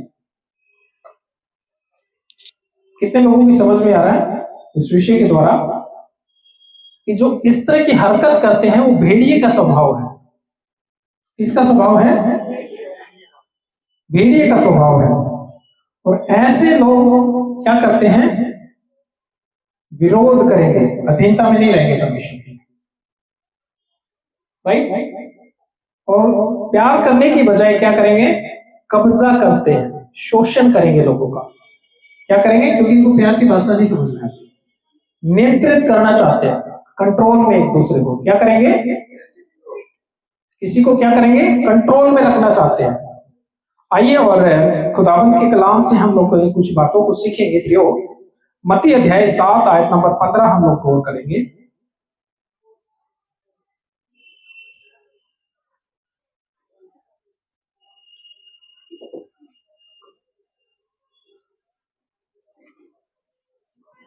झूठे भविष्य वक्ताओं से सावधान रहना। हाँ जी, जो भेड़ों के भेष में तुम्हारे पास। यहाँ पे देखिए, गौर करना पड़ेगा और थोड़ा सा आप यहाँ ध्यान दीजिएगा, आपने इतना सबर से सुना। झूठे भविष्यद्वक्ताओं से क्या रहना है? सावधान। सावधान रहना। क्यों बोला गया, क्यों झूठे हैं बताइए? भविष्यद्वक्ता तो कहलाते हैं या बनते हैं या बोलते हैं, लेकिन ये झूठे हैं। झूठे क्यों जी? झूठा क्यों होता है ये बताइए। चलो, परमेश्वर की ओर से नहीं। झूठा क्या होता है? पहले मैंने ये इसी वर्ड को पूछा है, कोई बता सकता है झूठा क्या होता है? सत्य को दबाना। झूठ बोल बोल के सिखाते हैं, सत्य को दबाते हैं। और कोई झूठा का मीनिंग क्या है?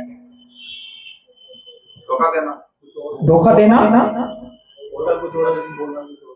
भाई ने कहा कि बोलते कुछ और है, करते कुछ और है, कथनी और करनी में अंतर।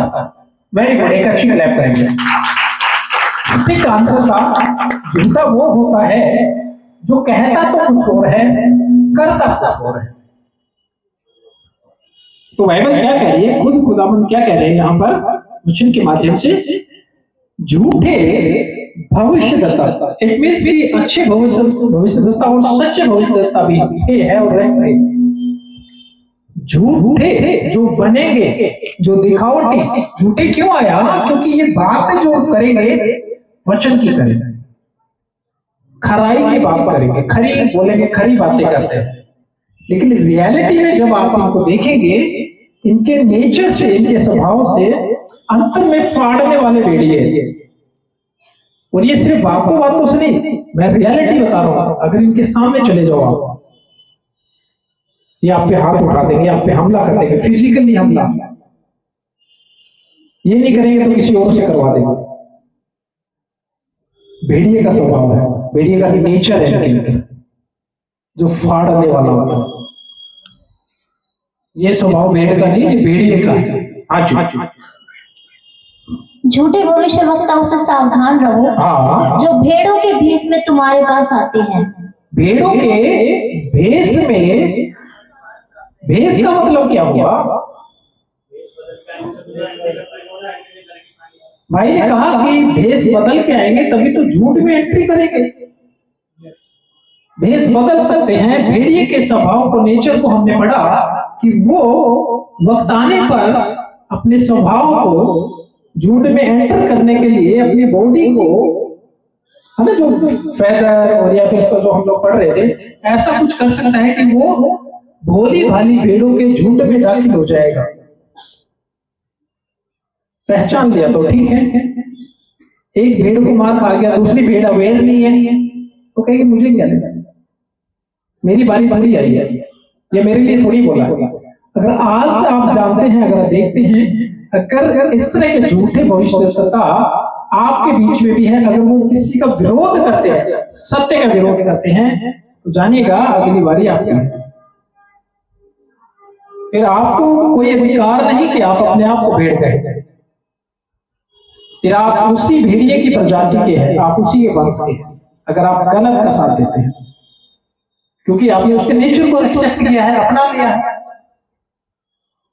तो भेड़ों को सावधान होने की आवश्यकता है, अवेयर होने की आवश्यकता है, देखने की आवश्यकता है कि कोई ऐसा व्यक्ति तो चर्च में एंटर नहीं किया जिसका स्वभाव ठीक नहीं है, जिसका नेचर ठीक नहीं है, जिसका व्यक्तित्व तो अच्छा नहीं है।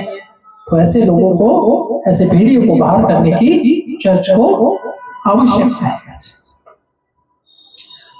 और आप किस कारण ऐसा नहीं कर रहे, तो ये आपकी बहुत बड़ी गलती है। तो इनके झूठ से आप इन बात को क्या है पकड़ पाएंगे, क्योंकि कहेंगे कुछ और करेंगे कुछ। तो ऐसे लोगों से अवेयर रहने की, ऐसे भेड़ियों से अवेयर रहने की आवश्यकता है। जी जी।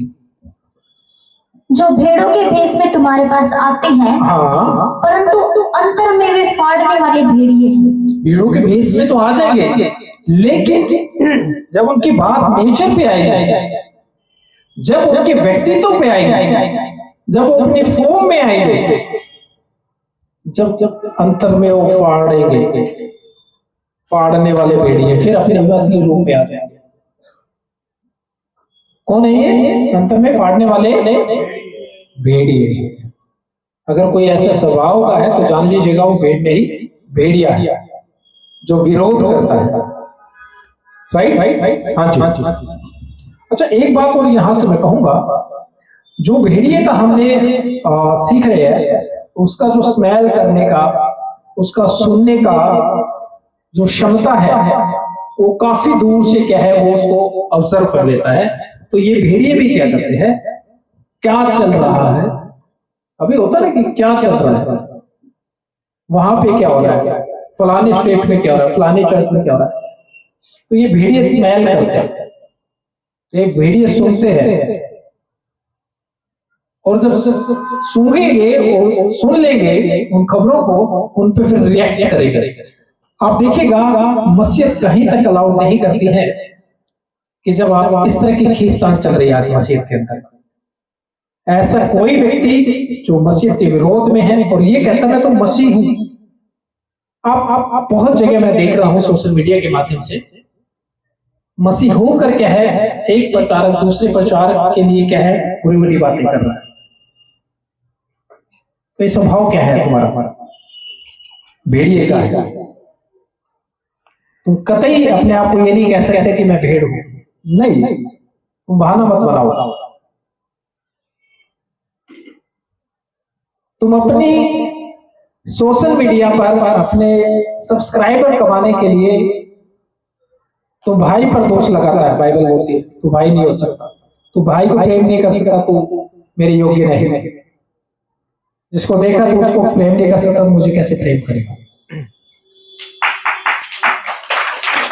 तो ये बात आपको समझने की आवश्यकता है कि जो दोष लगाने का कार्य करते हैं अक्सर में वो भेड़ नहीं, भेड़ की भेष में छिपा हुआ भेड़िया। हाँ जी, उनके फलों से तुम उन्हें पहचान लोगे। फल क्या है प्रियो, व्यवहार, उनकी आदतों से, उनकी कथनी और करनी से आप उनको क्या करेंगे, पहचान लेंगे, और जब पहचान ले तो दूर हो जाएंगे। और मैंने कहा कि आज दुनिया का अगर आपको कोई ग्रीड है, लालच है, तो मैं कहता हूं बहुत बड़े अभागे हैं आप प्रभु को जानकर और ये कहकर हम मसीह हैं। अगर आपको लालच है कि आप किसी संस्था से जुड़े हुए हैं, बहुत बड़े अभागे हैं, और जबकि आपको पता है कि वो व्यक्ति ठीक नहीं है, झूठा है, तो ये ध्यान रखें आप भेड़ के साथ नहीं भेड़िए के साथ।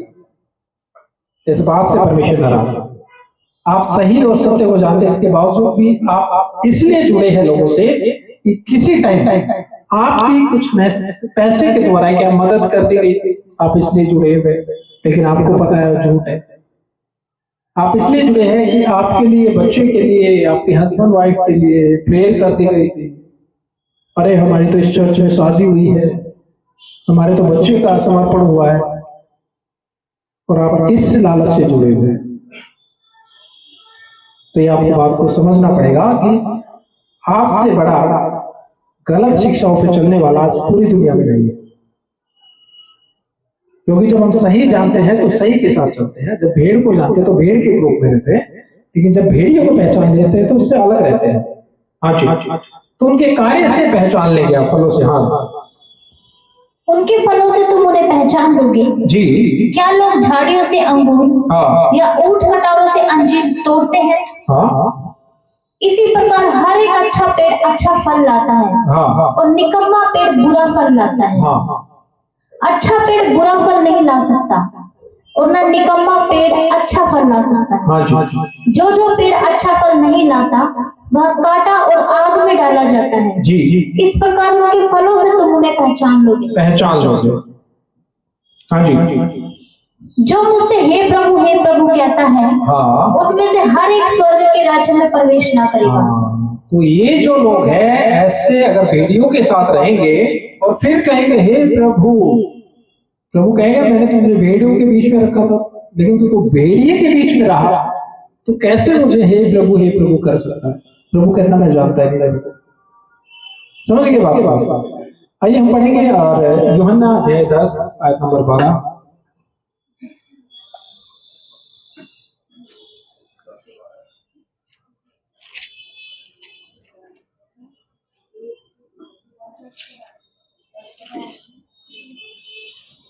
मजदूर जो ना चरवाहा है और ना भेड़ों का मालिक है। यहां समझिएगा, मजदूर जो क्या नहीं है, ना तो चरवाहा है और ना भेड़ों का मालिक है।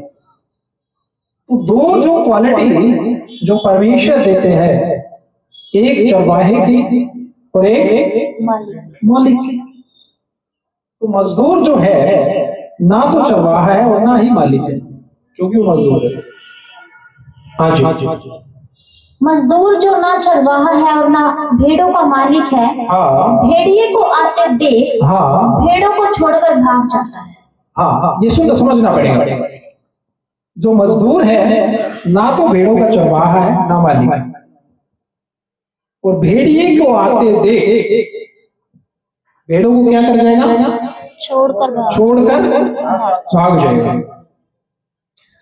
तो भेड़िए की पहचान उसके व्यवहार से है, उसके फलों से है, उसके कामों से है। तो ये बात आपको स्पष्टता से समझना पड़ेगा। जो व्यक्ति किसी मनुष्य के पीछे हो जाता है, और मैंने कहा सत्ता का लाभ, संस्था का लाभ, ओहदे का लाभ, पद का लाभ, लेकिन जब समय आएगा एक ऐसा जब उसे कलीसिया के संग खड़ा होना चाहिए, छोड़ के भाग जाएगा। क्या करेगा?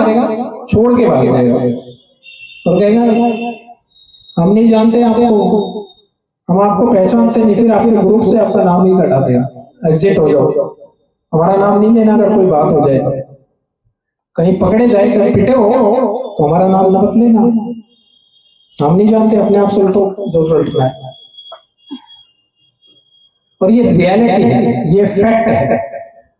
बीते दिनों में मैं आपको कह रहा था, जो इस तरह से आपको उग्र करते हैं, आपको भड़काते हैं और आपके प्रतिनिधि बनते हैं, आपके लीडर बनते हैं, तो जानिएगा, उनसे कहिए कि सबसे पहले आप और आपका परिवार आगे आओ, नहीं आइए। जो लोग भड़का रहे थे ना, लोगों को हितैषी बन रहे थे, लीडर बन रहे थे, अभी जब कंट्रीज का इश्यू हुआ, 2 कंट्री का, चुप के बैठ गए थे, कहां भाग गए, लेकिन भाग भी नहीं पाते, फ्लाइट सब कैंसिल थी। आ रहा था कोई आगे, चुपके से बैठे थे अपनी जान बचा के, लेकिन जब सब शांत होता है, जब सब ठीक होता है, फिर ये आ जाएंगे आगे झंडे और डंडे लेके, फिर कहते हैं हम तुम्हारे अगुवे हैं, हम तुम्हारे लीडर हैं। लेकिन वक्त जब पड़ेगा, मुसीबत जब आएगी, भाग जाएंगे। जैसे भेड़िया आएगा तब ये क्या करेंगे? भेड़ों को छोड़ के भाग जाएंगे। तो ये बात आपको समझना पड़ेगा। और मैं यहां से आपको रिक्वेस्ट करता हूं, कोई ऐसा व्यक्ति, कोई ऐसा टीचर या पास्टर या कोई भी संस्था जो रियलिटी में परमेश्वर के साथ नहीं चलता, दीनता से और हम्बल नहीं है, आपको इस बात को समझना पड़ेगा कि जब मुसीबत आएगी तो, क्योंकि वो तो ना तो चरवाहा है ना भेड़ों का मालिक है, वो छोड़ के भाग जाएगा। ये आपको बात को समझना पड़ेगा। लेकिन ये बात आपको बहुत हल्की नजर आ रही होगी, आज बहुत छोटी नजर आ रही होगी आपको, लेकिन आप उनके फलों से, उनकी कथनी और करने में अंतर करिए, और ऐसे लोगों से क्या है, अलग होने का क्या है, कार्य करें। हाँ जी। मजदूर जो ना चरवाहा है और ना भेड़ों का मालिक है, भेड़िए को आते देख भेड़ों को छोड़कर भाग जाता है। हाँ। और भेड़िया उन्हें पकड़ता और तितर बितर कर देता है। तो भेड़िया उन्हें पकड़ेगा और क्या करेगा? तितर बितर कर देगा। हाँ जी। वह इसलिए भाग जाता है कि वह मजदूर है और उसको भेड़ों की चिंता नहीं है। वो इसलिए भागेगा क्योंकि वो मजदूर है, उसको भेड़ों की चिंता नहीं है। तो इट मीन्स कि वो जो कह रहा था, जो बन रहा था, लेकिन समय जब ऐसा आया तो वो भाग गया। तो इसका मतलब तो ये था कि वो अपने आप को अगवा कह रहा था वहां पर, लेकिन झूठा अगवा था। इसका मतलब तो वो मालिक भी बता रहा होगा अपने आप को, लेकिन झूठा मालिक था। इसका मतलब तो ये था कि वो भेड़ों का चरवाहा बता रहा था, लेकिन झूठा था। कि मुसीबत आई और छोड़ के भाग गया। मालिक होता तो अपने बच्चों की रक्षा करता है, अपनी प्रॉपर्टी की रक्षा करता है, पिता होता है। चरवाहा होता तो अपने झूठी की रक्षा करता है ना? जैसे बायोलॉजिकल पेरेंट भी अपने झूठ की रक्षा करता है, जब मुसीबत आती है भागता है, नहीं भागता, रक्षा करता है, लड़ता है। तो जब जब आपको ये चीज पता चलती है तो इस बात को आपको सावधान रहने की आवश्यकता है, ये आपको समझना पड़ेगा। जी हाँ, वह इसलिए भाग जाता है कि वह मजदूर है हाँ। और उसको भेड़ों की चिंता नहीं है। उसको भेड़ों की चिंता नहीं थी। इट मीन्स कि उसको कुछ ग्रेड था वहां पे रहने का।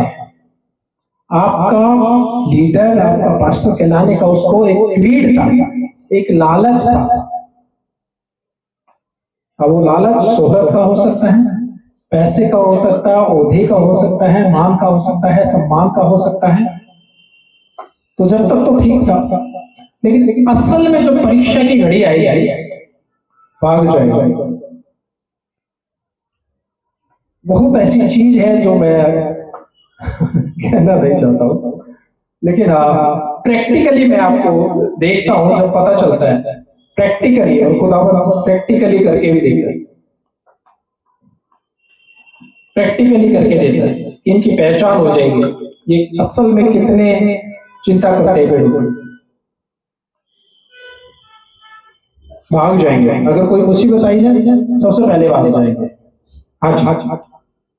अच्छा चरवाहा मैं हूँ, हाँ, मैं अपनी भेड़ों को जानता हूँ। यहाँ पर ये कौन कह रहे हैं कि अच्छा चरवाहा मैं हूँ, यानी कि यहाँ पे कोई झूठा चरवाहा था। कौन कह रहे हैं अच्छा चरवाहा मैं हूँ? प्रभु यीशु मसीह। वो कहते हैं अच्छा चरवाहा मैं हूँ, यानी कि असली चरवाहा वह है, और भेड़ों का मालिक भी वह है। तभी तो रक्षा कर रहा है, तभी तो रखवाली कर रहा है, तभी तो हरी हरी चराइयों में लेके जा रहा है, तभी तो सुखदायी झरने में पानी पिलाता है, और तभी तो उसने भेड़ों के लिए अपने प्राण को दिया। हाँ जी, मैं अपनी भेड़ों को जानता हूँ जी, और मेरी भेड़ें मुझे जानती हैं। हाँ जैसे पिता मुझे जानता है और मैं पिता को जानता हूँ, जी, और मैं भेड़ों के लिए अपना प्राण देता हूँ। हाँ मेरी और भी भेड़ें हैं जो इस भेड़शाला के नहीं, जी, मुझे जी। उनका भी लाना आवश्यक है। उनका भी लाना आवश्यक वे है। मेरा शब्द सुनेंगी, जी, तब एक ही झुंड हाँ। और एक ही चरवाहा होगा। तो हालेलुया, प्रेज़ गॉड। प्रियो, इस बात को समझना पड़ेगा कि परमेश्वर एक ऐसे चरवाहे को अपॉइंट करता है जो भेड़ों के लिए क्या है, अपना प्राण देता है। राइट। हम पढ़ेंगे प्रेरितों का अध्याय 20 आयत नंबर 29 से एक बार गौर करते हैं।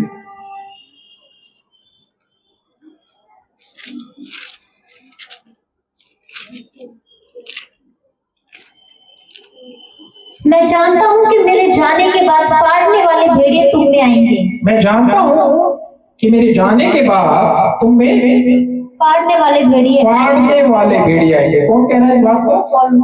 परमेश्वर का एक दास पौलुस कह रहा है, एजुकेट कर रहा है, चर्च को अवेयर कर रहा है, सावधान कर रहा है कि मेरे जाने के बाद क्या आएंगे? फाड़ने वाले भेड़िए। ये फाड़ने वाले भेड़िए क्यों आएंगे? क्योंकि ये दाखिल हो जाएंगे, कैसे करके भेष बदल के दाखिल हो जाएंगे आराम से। क्यों इस बात को खुद खुदाबंद यीशु मसीह अवेयर कर रहे हैं? खुद क्यों खुदाबंद के शागिर्द लोग इस बात को, चर्च को, कलीसिया को अवेयर कर रहे हैं और एक ऐसे एनिमल का उदाहरण दे रहे हैं जो है भेड़िया। और भेड़िए के बारे में पिछले आप 1-1.5 घंटे से समझ रहे हैं कि उसकी प्रवृत्ति क्या है। वो एक विनाशकारी,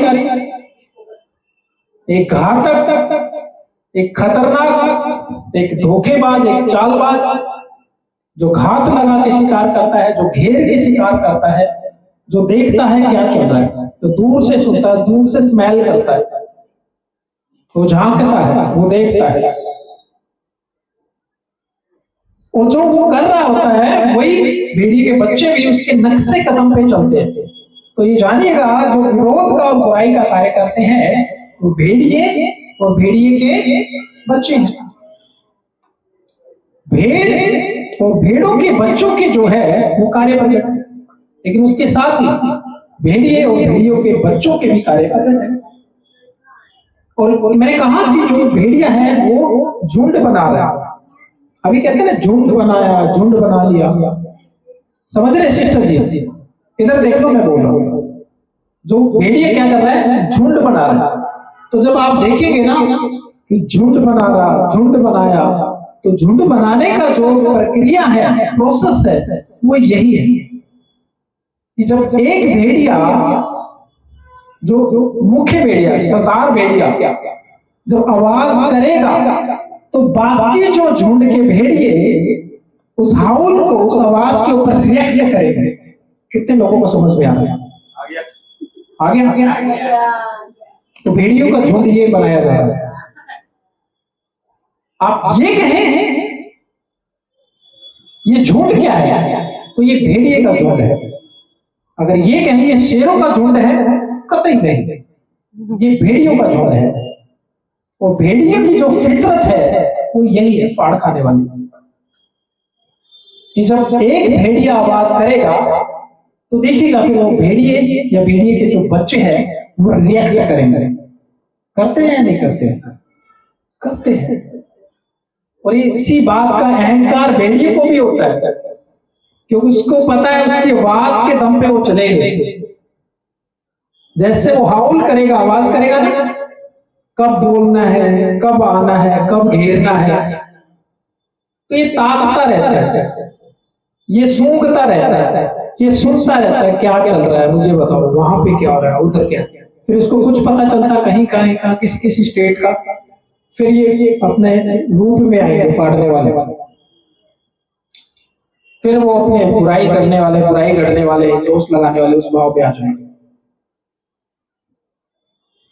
तो आप जानिएगा जो बुराई और विरोध कर रहे हैं वो भेड़ियों का झुंड तैयार हो रहा है, ये समझिएगा इस बात। हाँ मेरे जाने के बाद फाड़ने वाले भेड़े तुम्हें आएंगे जी, जो झुंड को ना छोड़ेंगे। हाँ, तुम्हारे ही बीच में से भी ऐसे ऐसे मनुष्य उठेंगे हाँ, जो चेलों को अपने पीछे खींच लेने को टेढ़ी मेढ़ी बातें कहेंगे। जी, इसलिए जागते रहो। चेलों को क्या करेंगे? टेढ़ी मेढ़ी बातें करेंगे, व्यर्थ की बातें करेंगे, और अपनी ओर क्या कर लेंगे? खींच लेंगे।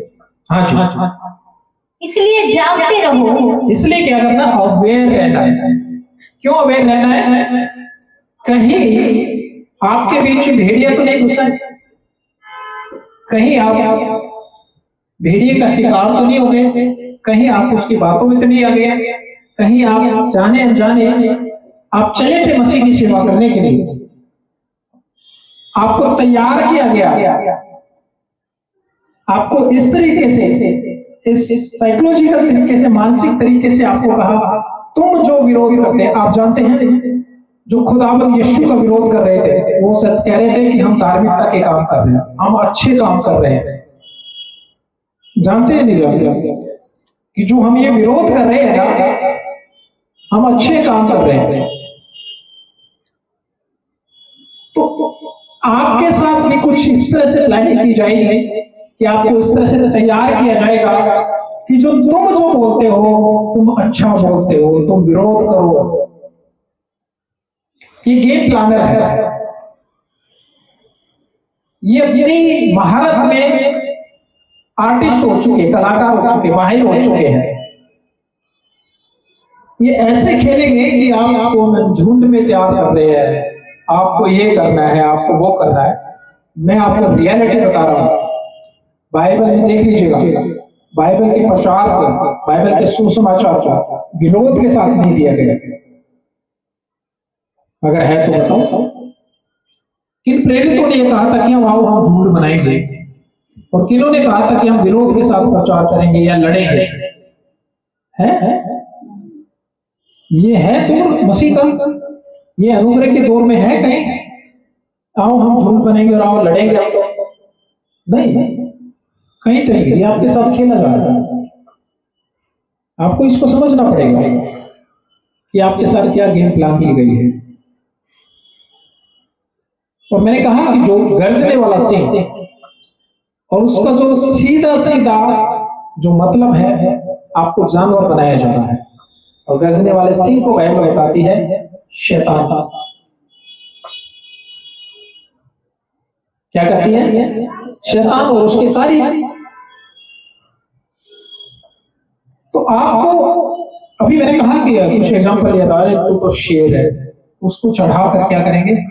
ऊपर चढ़ा देंगे उसको ना, तो तैयार करके क्या करेंगे उसको, हाँ तुम शेर हो या तुम शेरों का झुंड हो, लेकिन असल में देखिएगा जिस व्यक्ति के कार्य सही नहीं है वो एक भेड़िया है, और वो आपको भेड़िए का झुंड बनाया जा रहा है, जो फाड़ेंगे, जो निकलेंगे। तो अवेयर रहने का आवश्यकता है, शिक्षित रहने का जरूरत है। और मैंने कहा, और हम लोग पढ़ रहे थे, एक भेड़िए को सीधी सीधी टक्कर एक इंसान दे सकता है, क्योंकि वो उसके हुंकारपन से नहीं डरता है, राइट? हाँ जी। इसलिए जागते रहो। इसलिए क्या करना है, जागते रहो।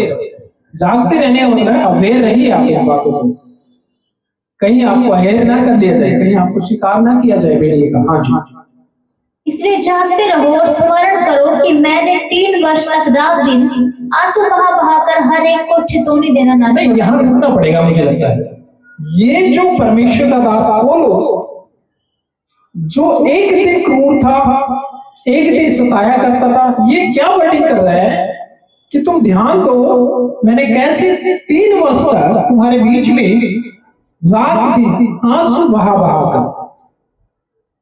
तो ये तो एक दिलेर आदमी था, इसको तो मार काट मचा देनी चाहिए थी, इसमें तो एक ऐसा झुंड तैयार कर लेना चाहिए जिसमें लड़ाकू लोग हो जाते हैं। ये क्यों 3 हो गया? ये क्यों कहता है कि मैंने मसीह के स्वभाव को अपना लिया, उस खुंकारपन को छोड़ दिया मैंने? क्यों कह रहा है मसीह के नम्र स्वभाव को अपनाने की आवश्यकता है? क्यों कह रहा है? पौलुस जैसा दास ये कह रहा है कि मुझे नम्र होने की स्वभाव है, मेरी जैसी चाल चलो, मैं मसीह के स्वभाव में, उसकी चाल पर मैं चलता हूं। और हम सबको मसीह के स्वभाव में आने की आवश्यकता है। पौलुस कहता है मैं खुद उसके स्वभाव में आया जब मैं ये डेंजर था। पौलुस ने तो नहीं कहा आओ जो हमें मार रहे हैं अब भी मारेंगे, या एक आक्रामक झुंड बना लेते, नहीं, वो तो दीन हो गए। हाँ जी। आंसू बहा बहा कर हर एक को चेतावनी देना ना छोड़ा। हाँ। और अब मैं तुम्हें परमेश्वर को और उसके अनुग्रह के वचन को सौंप देता हूँ, जो तुम्हारी उन्नति कर सकता जो है, तुम्हारी उन्नति करेगा, और सब पवित्र किए गए लोगों में साझी करके मिरास ले सकता तो है। ये बातें जो वचन है तुम्हारी क्या करेगा, उन्नति करेगा, ताकि तुम अवेयर रहो, सावधान रहो ऐसे भेड़ियों से। हाँ जी। मैंने किसी के चांदी सोने या कपड़े का लालच नहीं किया। ये भी समझना पड़ेगा, क्या आपके बीच में जो व्यक्ति है, तो ये ध्यान रखिएगा, क्या किसी लोभ के कारण है, किसी लालच के कारण है? अगर लोभी होगा, अगर लालची होगा, तो पक्का मौका मिलते निकल जाएंगे। उसके बहुत से चीजें हैं जो नजर आएंगी, प्रकट हो जाएगी, चिंता नहीं करना। अगर नाम फेम चाहिए था, अच्छा कुछ लोग नाम फेम के भी भूखे, और कुछ लोगों को बड़ी ये रहती है, अच्छा इतना सोशल मीडिया पे कोई फेमस हो गया और एक पक्का अच्छा पास्टर है, तो उस अच्छे पास्टर के देख लो, अवगुणों को भी देख लो, फिर उसके वो भेड़ है या भेड़िया है। किसी को लगता है इसके सब्सक्राइबर्स ज्यादा है, उसके फॉलोवर्स ज्यादा है, तो सब्सक्राइबर से, फॉलोवर से व्यक्तित्व का नहीं पता चलता है। ऐसे कोरोना में बड़ा टाइम पास किया लोगों ने, रियलिटी बता रहा हूं मैं, ये भी देख लो, वो भी देख लो, एक चीज देखते देखते अच्छा ये भी है कोई, इसको भी देख लो, इसको सब्सक्राइब कर लो। तो सब्सक्राइबर तो ऐसे मिलते हैं।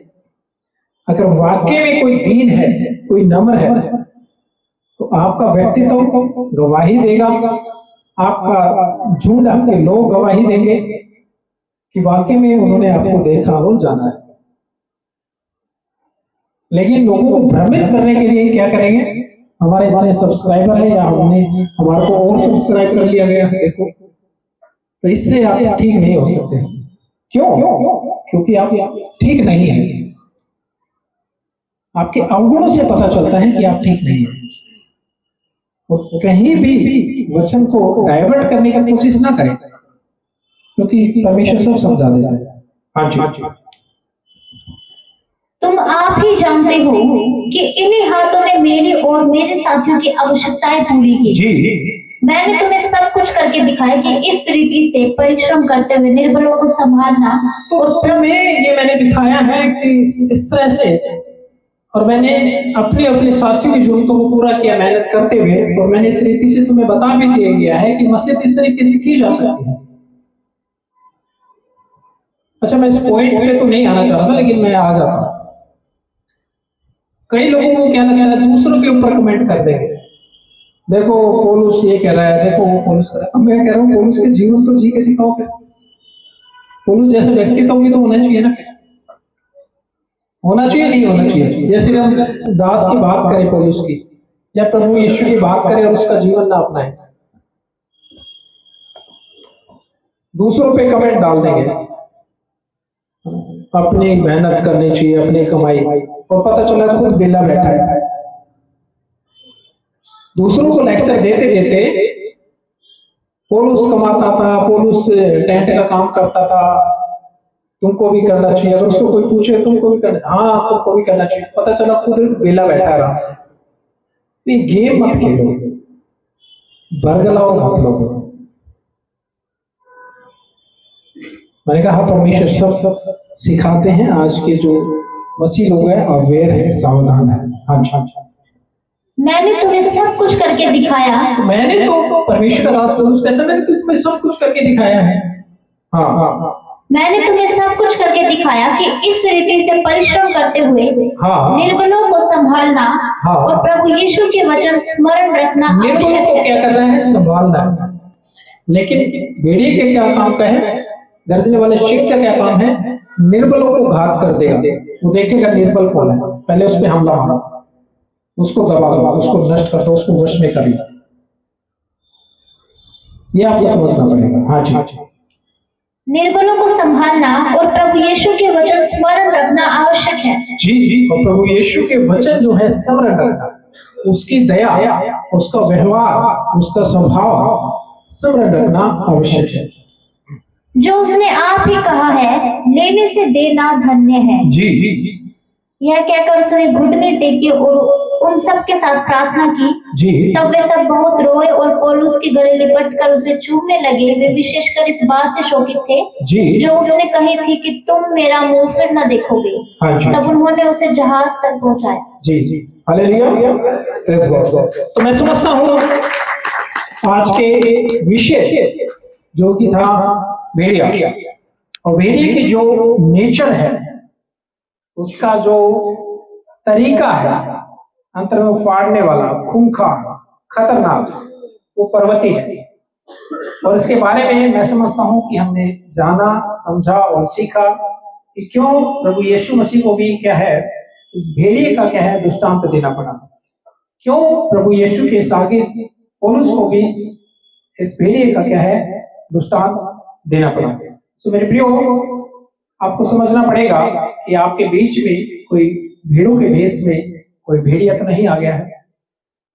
तुरंत उसकी पहचान करो, तुरंत वहां से बाहर आए, और एक सही और एक अच्छी मसीहत, जैसे परमेश्वर का दास पौलुस कहता है कि जैसे मैंने इस रीति से तुम्हारे बीच में सेवा की है, उस ईमानदारी के साथ और खराई और पवित्रता के साथ उस सेवा में भी क्या है आगे बढ़े, और परमेश्वर के नाम की महिमा हो।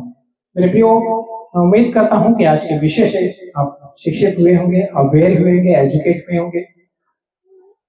शेयर करें दूसरों को भी, ताकि वो लोग भी आज समझ पाए, सीख पाए कि फल क्या है, भेड़ और भेड़िए का स्वभाव क्या है।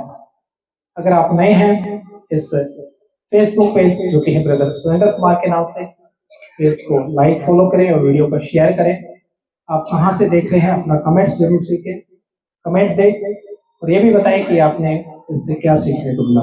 इसके साथ ही YouTube channel PSK gospel ministry, वहां से भी हम लोग इस रिकॉर्ड वीडियो को अपलोड करते हैं।